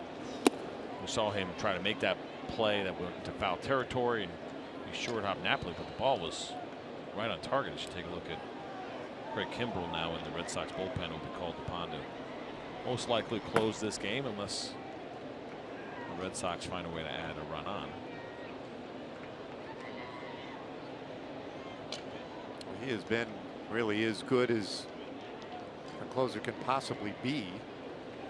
That'll be a stiff challenge in the 9th inning to Shields, Chu, and Andrews, the men who will be due. Got to get there first, though. Andrew Benintendi. Couple of walks tonight, base hit.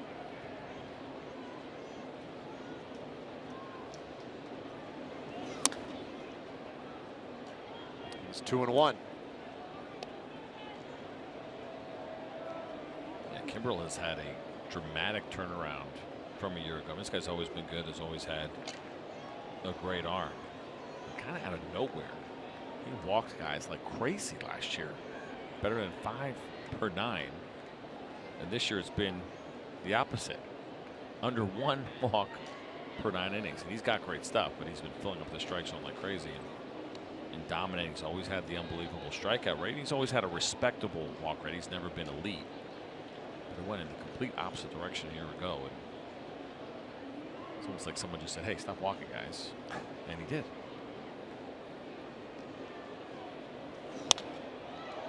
Fouled away, 2-2 the count on Benintendi. Assuming that he will start this inning. As you see, a second arm now getting up, the potential in case they do score a run, but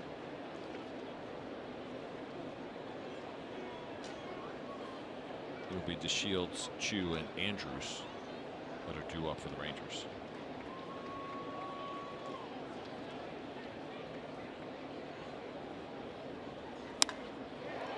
Soft liner out to left field. That one drops in. DeShields a little trouble with it, but nobody able to take any extra bases. A base hit for Benintendi, his second of the night.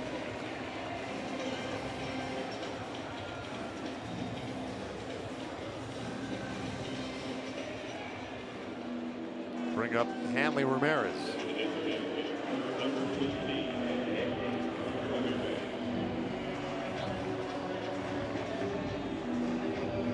Well, Ramirez has walked a couple of times today. He's 0 for 2. He hasn't, contributed a big hit in this one tonight, but he has been right in the thick of things with those walks.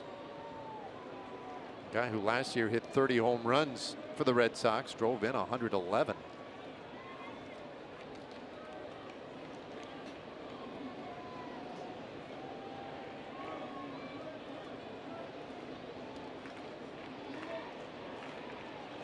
One out, but a couple of base runners out there ahead of him.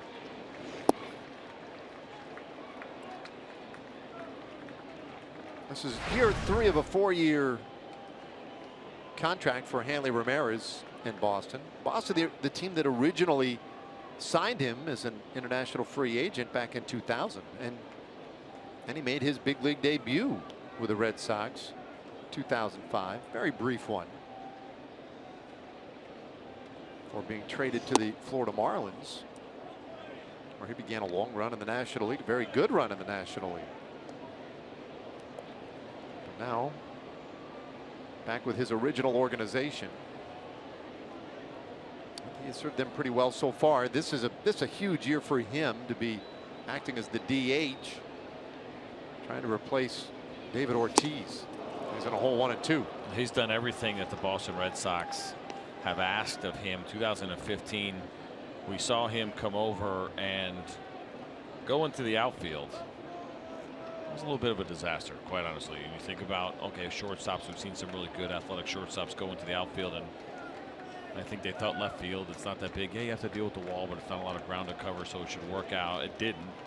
And so then Hanley Ramirez had to slide over to first base the next year, and everyone's kind of wondering how that went. He was excellent at first base, much better than expected. And like you mentioned, now here in 2017, he's slid back into the DH role, or into the DH role.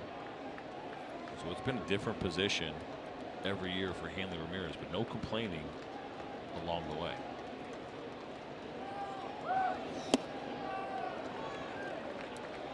He's the type of guy that teams find a place for him because of that bat.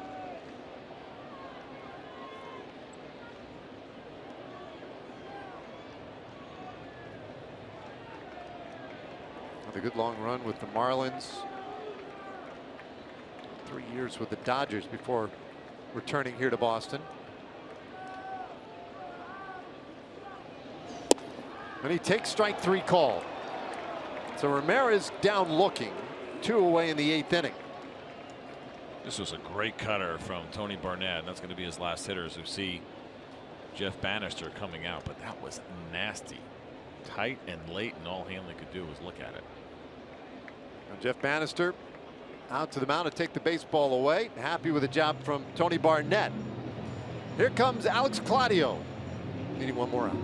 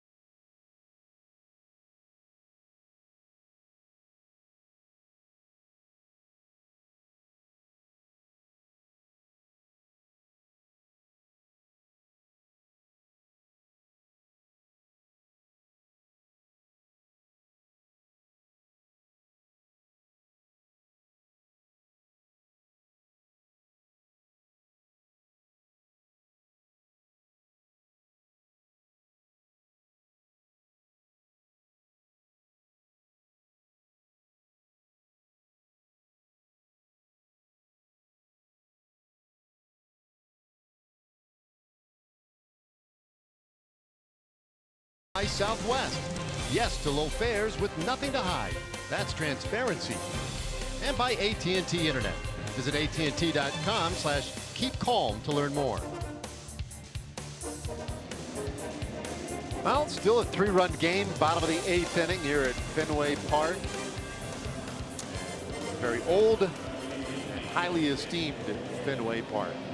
1912. Really one of the great venues, both of those two of the oldest parks that we have in baseball are still two of the most fun to go to. Great atmospheres, great fan bases, all that. Obviously great histories in these organizations. You'll find my name in there somewhere. I wrote it on that wall about, I don't know, 15 years ago. Somebody washed it off. There's always that possibility. Looked like they hung a 5 out there.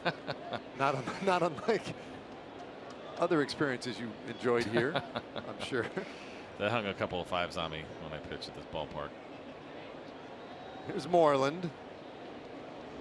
And Alex Claudio goes to work on him. This one back up the middle. That's a base hit. Now around third, Bogarts. They'll send him to the plate. And it's a 10-6 Red Sox lead. RBI single for Moreland. He's driven in a couple today.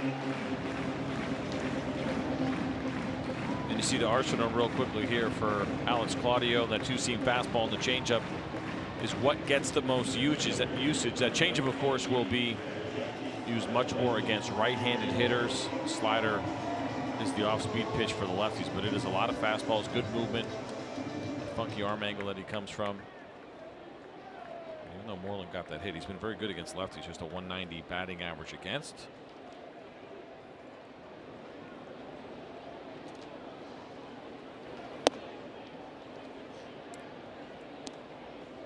Jackie Bradley Jr. 0 for 3 with a walk tonight. Comes up with runners on the corners. Boy, I tell you, a lot of offense in this game, a lot of traffic, especially for the Red Sox. It's a 4-run game. Napoli now will go have a word with Alex Claudio. That run charged, by the way, to Tony Barnett's line. Xander Bogaerts has scored 4 times, by the way, tonight.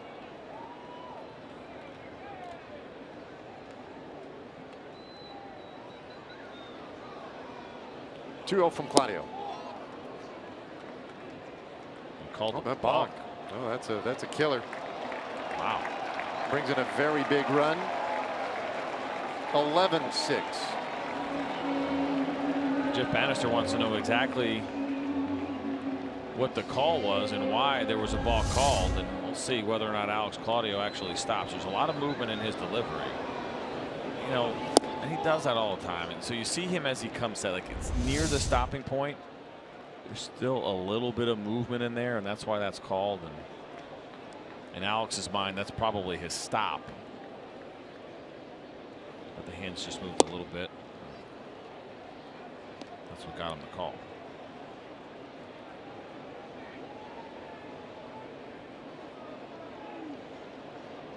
Bill Welke, not a friend of the Rangers tonight. No, it's not worked out.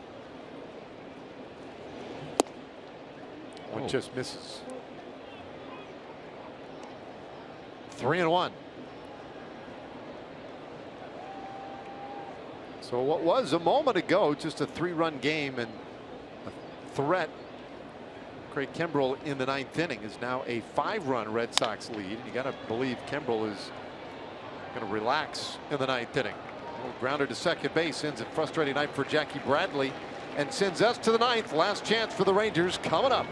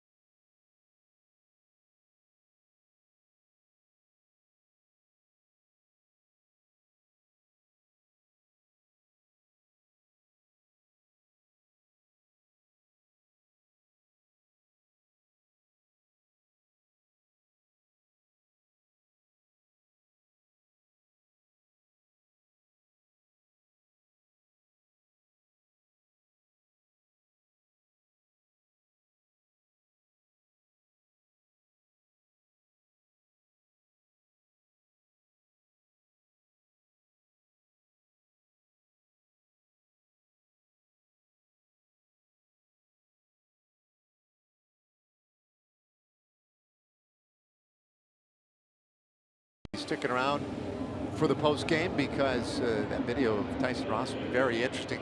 Looked like he pitched pretty well tonight, and hopes are that maybe he's a little bit closer, perhaps, than we even know. Anyway, we go to the 9th inning. Last chance. Matt Barnes has come on for the Red Sox. Matt Barnes, pretty hard thrower. You'll see a fastball that sits around 95 miles an hour.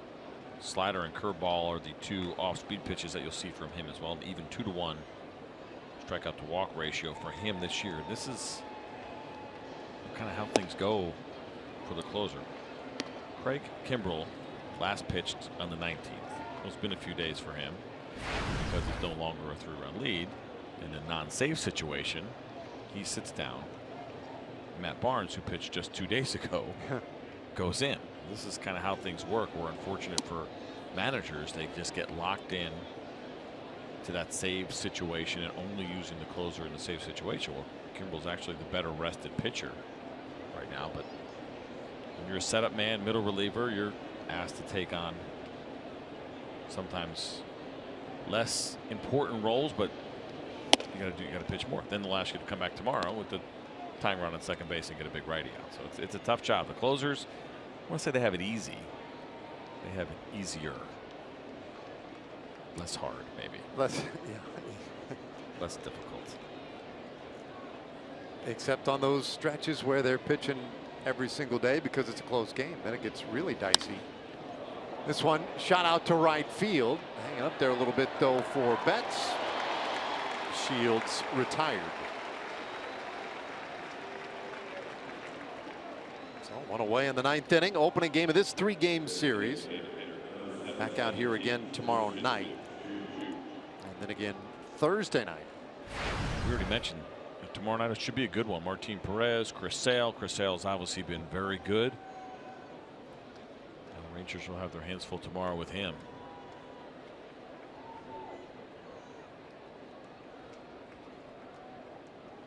Now Chu, a couple of hits tonight, a couple of RBIs for him, 2 for 4 night.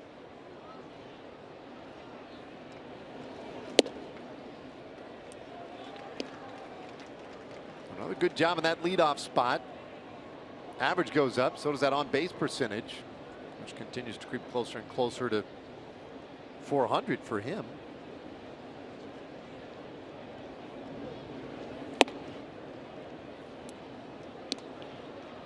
One and one the count.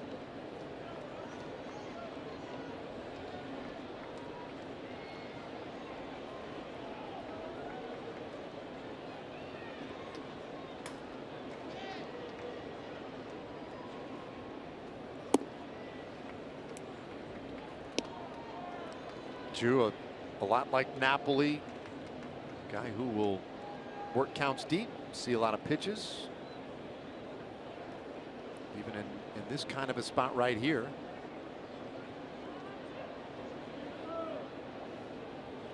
That one is high. So 3-1 count. Rangers need base runners.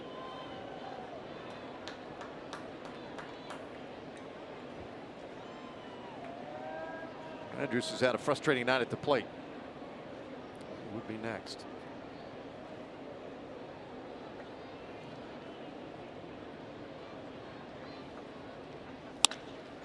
Ball hit hard on the ground at the right side, but 2 away.